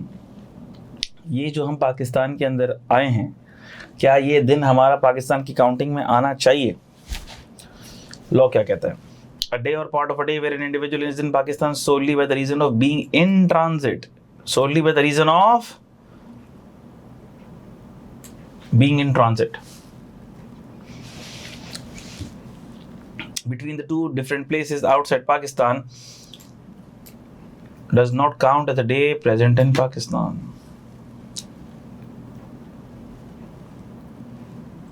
ठीक है, 2 डिफरेंट प्लेसेस हैं, आउटसाइड पाकिस्तान हैं, बीच में पाकिस्तान, बीच की बिल्ली बन गया है, ट्रांसलेट में आपने डे स्पेंड किया है, क्या वो पाकिस्तान की काउंटिंग में आएगा? वो पाकिस्तानी काउंटिंग में नहीं है। एक तो ये मतलब है कि जो आपने पिक भी किया, सही, लेकिन इसके अलावा भी इसका एक मतलब निकलता है। वो क्या निकलता है? अच्छा, मजे की बात, ये कनेक्टिंग फ्लाइट वाला जो स्टे है ना, ये तो वैसे भी काउंटिंग में नहीं आता। अगर ये पैरा यहाँ पे ना लिखा हुआ होता तब भी वो काउंटिंग में नहीं आएगा। वजह इसलिए काउंटिंग में नहीं आएगा क्योंकि जब आप कनेक्टिंग फ्लाइट के लिए किसी भी एयरपोर्ट के ऊपर रुकते हैं तो आपको उस एयरपोर्ट के ऊपर तो बिठा दिया जाता है, लेकिन आपको वहाँ का वीज़ा नहीं दिया जाता। अगर आपने ट्रैवल किया हो एमिरेट्स या फ्लाई दुबई से, दुबई के अंदर रुकेंगे तो सही, 8-10 घंटे की आपको स्टे भी देंगे, आपको एयरपोर्ट के ऊपर इंतज़ार भी करवाएंगे, एयरपोर्ट पे घूमे फिरें, बट ये नॉट अलाउड कि आप एयरपोर्ट से बाहर चले जाएँ, टैक्सी लेके ज़रा चक्कर ला के आ जाएँ, ऐसे नहीं होगा। तो सर जब हमें वीज़ा ही नहीं मिला, इमिग्रेशन का डिपार्टमेंट का स्टैम्प हमारे पासपोर्ट पर लगा ही नहीं है, तो क्या ये कनेक्टिंग फ्लाइट वाला ट्रांजिटरी स्टे डॉक्यूमेंट पर आया है? सवाल है मेरा आपसे।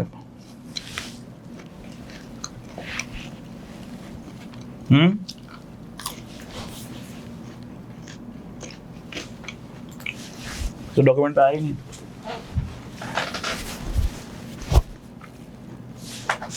ये तो सर रिकॉर्ड पर ही नहीं आया, उसके लिए ये पैराग्राफ लिखने की, स्याही ज़ाया करने की क्या ज़रूरत थी लॉ को? हमने कहा रुक जाओ, इसका एक मतलब तो लेमैन मकसद मतलब तो वही है जो आपने बताया और हमने भी डिस्कस किया, कनेक्टिंग फ्लाइट वाला, लेकिन इससे एक और मतलब भी निकलता है। इसका मतलब ये है कि अगर किसी वजह से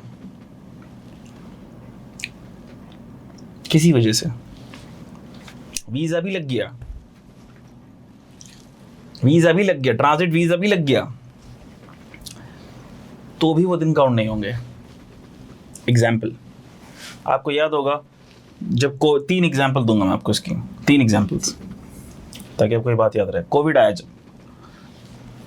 आया तो ऐसा हुआ कि फ़्लाइट में लोग आ रहे हैं, एयरपोर्ट पे बैन लग गया कि भाई अभी क्वारंटीन होगा, स्कैनिंग होगी, कराची से दुबई के अंदर क्वारंटीन करेंगे 14 दिन, फिर सऊदी वाले बोल रहे हैं फिर हम उनको बुलाएंगे उम्रे के लिए, दुबई में ही क्वारंटीन होगा। ओहो, दुबई में क्वारंटीन होगा, ट्रांजिट स्टे देंगे, वीज़ा होगा। अब वो 14 दिन एयरपोर्ट पर नहीं बैठेगा, उसको कोई जगह देंगे, वीज़ा इशू होगा।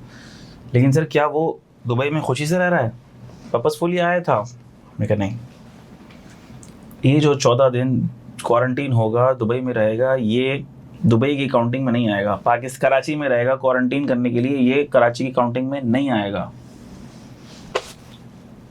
Are you getting this? Air space बंद हुआ था जब पाकिस्तान इंडिया का बालाकोट वाला एपिसोड हुआ था, अभिनंदन वाला, आपको याद होगा। पाकिस्तान और इंडिया की एयर स्पेसेस बंद हो चुकी थी। अभी भी जो हुआ था, एयर स्पेस बंद हो गई। खैर, उस वक्त जब जो एयर स्पेस बंद हुई तो जो फ्लाइट पाकिस्तान एयरपोर्ट पर थी वो पाकिस्तान एयरपोर्ट के ऊपर रह गई। उसने फ्लाई करना है मिसाल के तौर पर यूके के लिए, इंडिया का एयर स्पेस यूज़ करके जाना है, इंडिया ने अपने एयर स्पेस बंद किया हुआ है, उड़ेगा, गिरा दिया जाएगा।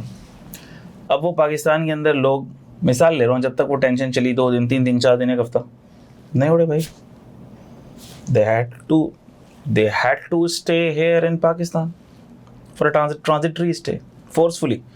अब उनको वीज़ा भी मिला होगा, रुके भी होंगे वो, लेकिन वो इस पैराग्राफ की बरकत से वो दिन भी काउंटिंग में, रेजिडेंशियल स्टेटस की काउंटिंग में वो दिन नहीं आने चाहिए। तीसरी example which I personally faced, Emirates की फ़्लाइट थी और उसमें हुआ ये कि वैसे मैं किसी सऊदीया के अलावा मैं किसी कंट्री के अंदर मैंने ट्रैवल नहीं किया था, दुबई भी नहीं किया था। हज के लिए, उम्रे के लिए सऊदीया ही का ट्रैवल रहा था और मुझे वैसे भी शौक नहीं किसी भी कंट्री में ट्रैवल करने का। तो पर्सनल शौक की बात होती है। I personally like travelling Pakistan again and again, northern areas of Pakistan again and again. I am very fond of it, मुझे बहुत अच्छा लगता है, बहुत मज़ा आता है। तो मैं जब भी जाऊँगा फैमिली को लेके, दोस्तों के साथ, हमेशा हमेशा हमेशा नॉर्दर्न एरियाज जाने का मेरा दिल चाहता है। दूसरे कंट्री जाने का नहीं चाहता भाई। ऐसे बस दिमाग में पता नहीं क्या बात आ गई। बैक इन 2023 के अंदर बस ये मेरे दिमाग में बात आई कि उम्रे के लिए जा रहा हूँ मैं और मेरे अम्मी अबू, उनके साथ मैंने ट्रिप प्लान किया था। बच्चे छोटे थे तो बच्चों के साथ, बेगम के साथ जो है वो नहीं जा सका था, तो फिर अम्मी अबू के साथ मैंने ट्रिप प्लान किया। अच्छा, ट्रिप प्लान किया तो ऐसे ही मैंने प्लान ये किया कि भाई जा रहे हैं तो एमिरेट्स की फ़्लाइट है, let's have a 4-day visa ले लेते हैं, ट्रांजिट वीज़ा ले लेते हैं, 4 डे का ट्रांजिट वीज़ा ले लेते हैं। अच्छा, वो वाला वीज़ा तो काउंटिंग में आएगा, ठीक है, वो वाला वीज़ा काउंटिंग में आएगा क्योंकि हम पर्पसफुली जा रहे हैं वहाँ पे घूमने फिरने के लिए, देखने के लिए। चले गए बाहर। तो और वो 4 days का जो वीज़ा था, अब बेसिकली वो 4 days गुजारे नहीं जा रहे थे मुझसे, ठीक है, क्योंकि दुबई का माहौल थोड़ा सा ज़रा हाई फाई माहौल था, वो हम जैसे लोगों के लिए नहीं था वो माहौल, यानी मुझ जैसे लोगों के लिए नहीं था माहौल। तो बाहर तो और वो 4 दिन भी नहीं घूमे जा रहे थे, किसी तरह से निकल नहीं रहे थे। और ये अल्लाह का शुक्र है कि वो जो दिन थे वो उम्रे के जर्नी से पहले के रखे हुए थे, अल्हम्दुलिल्लाह। तो खैर किसी भी तरह से वो दिन निकले और अल्लाह करके उम्रे का सफ़र शुरू हुआ, अल्हम्दुलिल्लाह। और अल्लाह पाक ने बहुत ज़बरदस्त सफ़र गुजारा। और मैंने जब दुबई से निकल रहा था, मैंने कहा अब बग़ैर किसी पर्पस के इस कंट्री के अंदर नहीं आऊँगा इंशाल्लाह। ऐसे दिल नहीं लगा, मज़ा नहीं आया। अपनी चॉइसेस की बात, प्रेफरेंसेस की बात। तो बाहर तो और मैंने ये सोचा, मैंने ये कहा, और अल्लाह का करना क्या हुआ कि वापसी में जब सऊदीया से पाकिस्तान की हमारी फ़्लाइट थी, तो ज़ाहिर सी बात वो भी कनेक्टिंग फ़्लाइट थी क्योंकि एमिरेट्स की फ़्लाइट थी। तो अनफॉर्चुनेटली हुआ ये कि वो जो कनेक्टिंग फ़्लाइट थी, वो कनेक्टिंग फ़्लाइट किसी वजह से मिस हुई, लेट हुई, क्या हुआ, and we had to wait a lot at the airport. पहले हमें जद्दा एयरपोर्ट पर बहुत वेट करना पड़ा, फिर चूँकि उसकी वजह से कनेक्शन दुबई एयरपोर्ट वाला मिस हो चुका था, तो दुबई एयरपोर्ट के ऊपर we had to wait a lot. तो उसमें एज़ पर एयरलाइंस पॉलिसी अगर आपका 10 घंटे से ज़्यादा कट ले आता है कनेक्शन के अंदर, then they give you a stay. तो मैंने सोचा ये था कि मैं अब कभी दुबई नहीं जाऊंगा, लेकिन अल्लाह का करना क्या हुआ कि वापसी पर फिर नसीब में लिखा था और वो 1 दिन के लिए उन्होंने ट्रांजिट वीज़ा दिया। They shifted to the airport hotel, जो एमिरेट्स का एयरपोर्ट होटल था, वहाँ पर उन्होंने शिफ्ट किया। 1 नाइट का स्टे था, सारा मील्स वगैरह कॉम्प्लीमेंट्री थे, स्टे था, एंड देन अर्ली मॉर्निंग फिर से वो शटल के थ्रू हमको वापस एयरपोर्ट लेकर आए, लेकिन वो एक दिन का वीज़ा ग्रांट हुआ, उस पर स्टैंप लगा हमारे पासपोर्ट पर, ठीक है। तो वो वाला भी जो विज़िट था, वो भी जो ट्रांजिट स्टे था, ऑब्वियसली वो भी हमारा काउंटिंग में नहीं आना चाहिए एज़ पर दिस लॉ, ठीक है। तो जो कनेक्टिंग फ्लाइट वाला एयरपोर्ट पे बैठने वाला जो होता है, वो तो वीज़ा पे आता ही नहीं, वो तो पासपोर्ट पर आता ही नहीं है, रिकॉर्ड ही नहीं होता, ठीक है। जबकि इस लॉ की एक इंटरप्रिटेशन ये निकलती है कि even though it is recorded on your passport via immigration stamp, even then it will not be counted because it's a transitory stay. I hope I have made it clear to you. Confirm me please.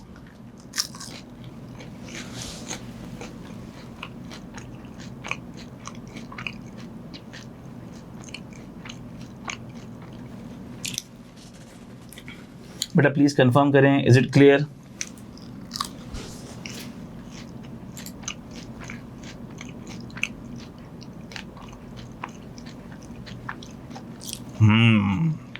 ठीक है, ये angle भी इसका है। अच्छा भाई, अब इस पे आ जाओ फिर से। अभी ये खत्म नहीं हुआ, अभी ये खत्म नहीं हुआ। एक सब्जेक्ट बाकी है इसके अंदर, काउंटिंग ऑफ डेज। सर हम डेज की काउंटिंग कैसे करेंगे, किस तरह से काउंटिंग होगा? ठीक है, आपने बोल दिया part of the day that individual is present in Pakistan will be counted in Pakistan. वो पार्ट ऑफ द डे हम क्या देखें? एयरपोर्ट के ऊपर बंदा चला गया तो वो पाकिस्तान में काउंट होगा? काउंट नहीं होगा। वो प्लेन में बैठ गया, प्लेन भी पाकिस्तान की हुदूद में है, वो पाकिस्तान में काउंट होगा? सर हम कब से ये डिसाइड करेंगे कि अभी पाकिस्तान से बाहर चला गया? रुक जाओ, इट्स वेरी इजी। इसके लिए जो सोर्स डॉक्यूमेंट होता है वो होता है आपका पासपोर्ट। पासपोर्ट के ऊपर इमिग्रेशन डिपार्टमेंट का स्टैम्प। अब मिसाल के तौर पर फ्लाइट तो है आपकी,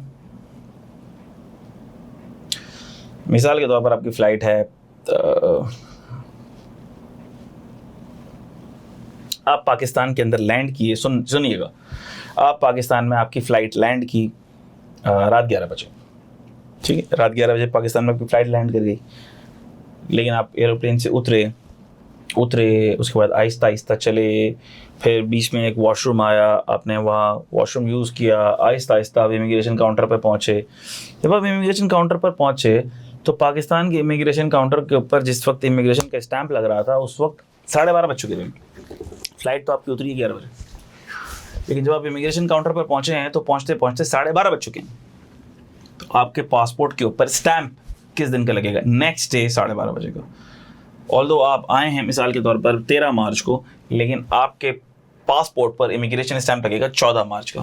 तो ये जो 14 मार्च वाला जो स्टैंप होता है, बेसिकली ये देखा जाता है कि ये डे ऑफ अराइवल हो गया। Are you getting this?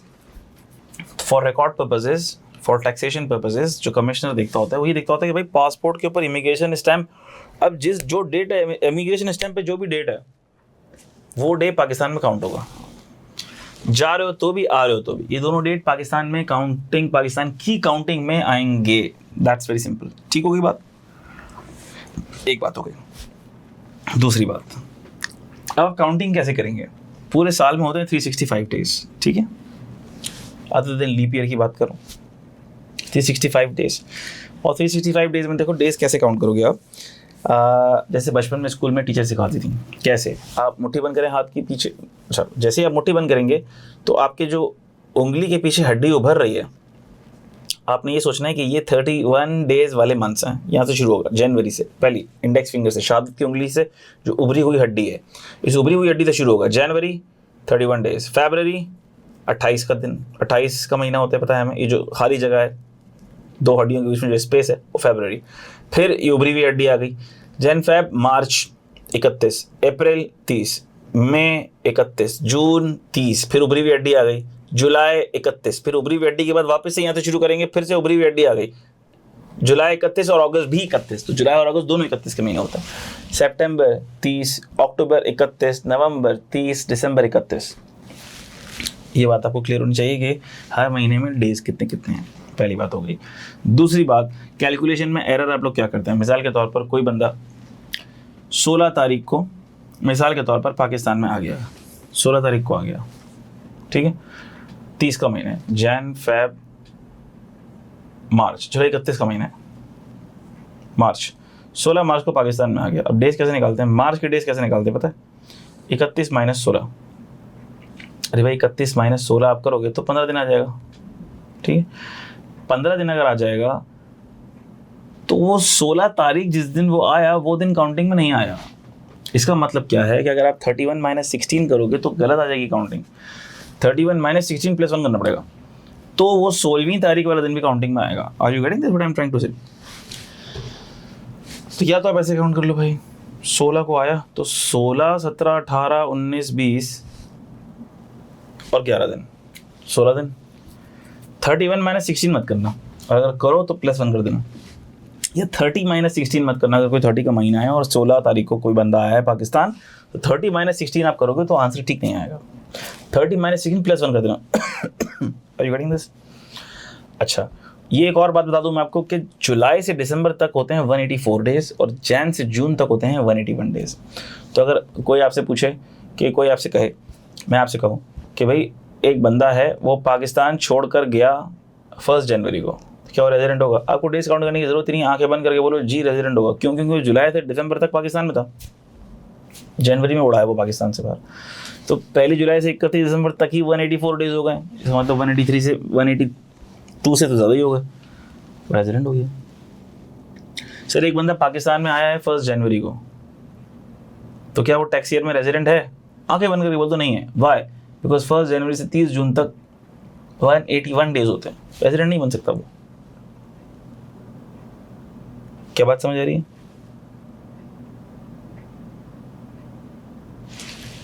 M I crystal clear? ये जो बातें मैं कह रहा हूँ क्या ये मुश्किल बातें हैं? अच्छा भाई, जबरदस्त।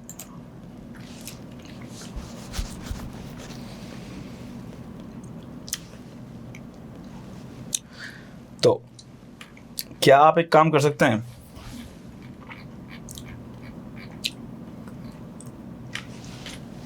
ये क्वेश्चन है, ठीक है। अच्छा, इसमें कुछ इन्फॉर्मेशन दी हुई है जो आपसे रेलेवेंट नहीं है। बेसिक सैलरी कितनी है, अकोमोडेशन क्या है क्या नहीं। आप मुझे सिर्फ और सिर्फ ये सॉल्व करके बता दें, ये उसका टैक्स स्टेटस क्या है, रेजिडेंट है या नॉन रेजिडेंट है, और डेज कितने हैं। रेजिडेंट है या नॉन रेजिडेंट है और डेज कितने हैं। आपने फोकस किस पर करना है, पाकिस्तान कब आया, कब गया, कब आया, कब गया, इन डेट्स पे फोकस करना है आपने। बाकी की इन्फॉर्मेशन पर फोकस नहीं करना आपने कि उसकी क्या सैलरी थी, उसको कितने मिल रहे थे, क्या खा रहा था, क्या पी रहा था, ये आपका मसला नहीं है। सही है। आपने ये देखना है कि क्या टैक्स ईयर 2018 में, टैक्स ईयर 2018 कब से शुरू होगा? 1 जुलाई 2017 से शुरू होगा और 30 जून 2018 पे ख़त्म होगा। टैक्स ईयर 2018 में मिस्टर नायरो क्या पाकिस्तान में रेजिडेंट है या पाकिस्तान में रेजिडेंट नहीं है? मैंने आपको दिए 2 मिनट, आप लोग ज़रा डेज काउंट कीजिए और मुझे बताइए क्या मिस्टर नायरो पाकिस्तान में रेजिडेंट हैं या नहीं है। ठीक है, जल्दी से। वकार, आपने जो आंसर दिया है उसका टोटल बन रहा है 231, तो 231 के बाद आप कह रहे हैं नॉन रेजिडेंट। 231 के बाद तो नॉन रेजिडेंट नहीं होता भाई, 231 के बाद तो रेजिडेंट हो जाता है।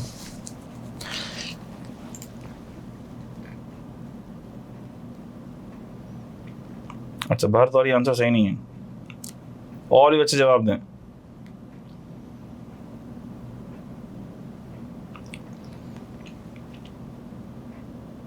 जी मलिका, आपका आंसर मुझे ऐसा याद पड़ता है कि आपका आंसर ठीक है।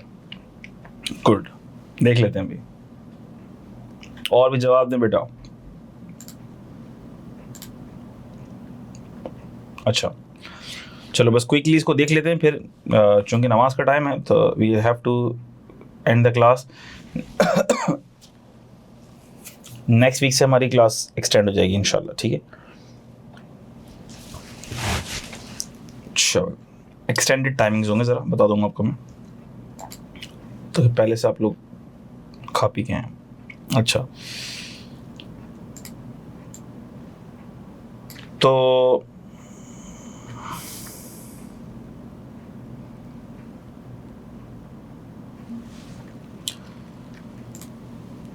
सबसे पहले हम ये देख लेते हैं, he landed in Pakistan on 29th of August 2007. 29th of August 2007.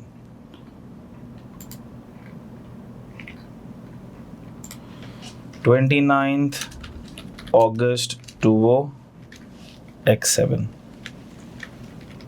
से कब तक वो पाकिस्तान में रहा? हमने कहा 29 अगस्त 2007 को वो पाकिस्तान में आया और PTV crew left for offshore training on 15th of December. तो हमने कहा सर ये 15th दिसंबर 2007 तक पाकिस्तान में रहा, पहला नंबर 1, ठीक है। फिर दूसरा उसका स्टे था, training started, left for offshore training, Pakistan से निकल गया, फिर पाकिस्तान से बाहर कुछ भी हुआ हमें नहीं पता, लेकिन फिर मिस्टर नायरो अपनी क्रू के साथ वापस कब पहुंचा? 14 अप्रैल 2008 को।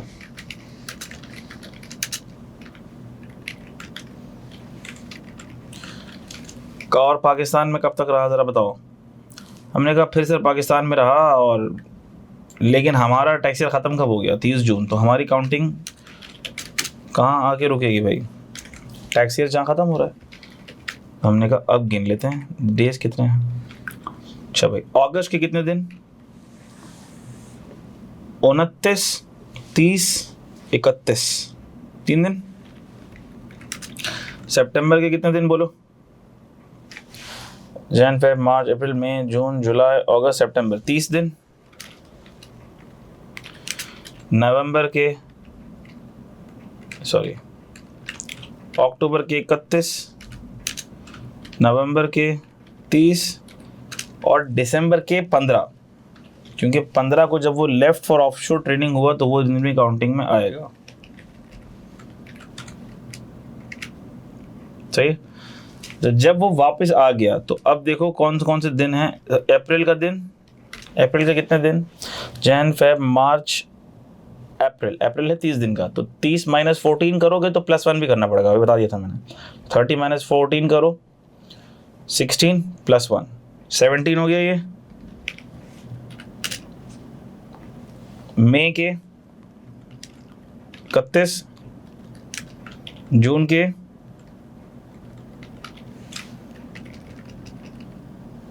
30। ठीक है बेटा, तो अब आप लोग ज़रा काउंटिंग करके बताओ कितने हुए। 30, 31 और 30, ये 91 में डालो 15, 106 में डालो 3, 109। देख लीजिएगा मुझसे कोई मिस्टेक ना हो जाए। मार्च और जून 61 और 17, 78 है। और अगर आप इन दोनों को ऐड करेंगे तो ये बनते हैं 187, जो कि हमारी स्टूडेंट ने बिल्कुल ठीक कैलकुलेट किया था। 187 डेज। ठीक है बेटा, बस फ़ौरन से क्लास ऑफ करूँगा because namaz time. Thank you very much, may Allah bless you all, take care a lot. अगर पॉसिबल हुआ और कल मेरे पास टाइम हो तो शायद मैं कल भी क्लास ले लूँ, कंफर्म नहीं है। I will let you know in the WhatsApp group. लेकिन अब जो क्लासेस होंगी थोड़ी सी ज़रा एक्सटेंडेड टाइमिंग वाली होंगी। थैंक यू, अल्लाह हाफिज़।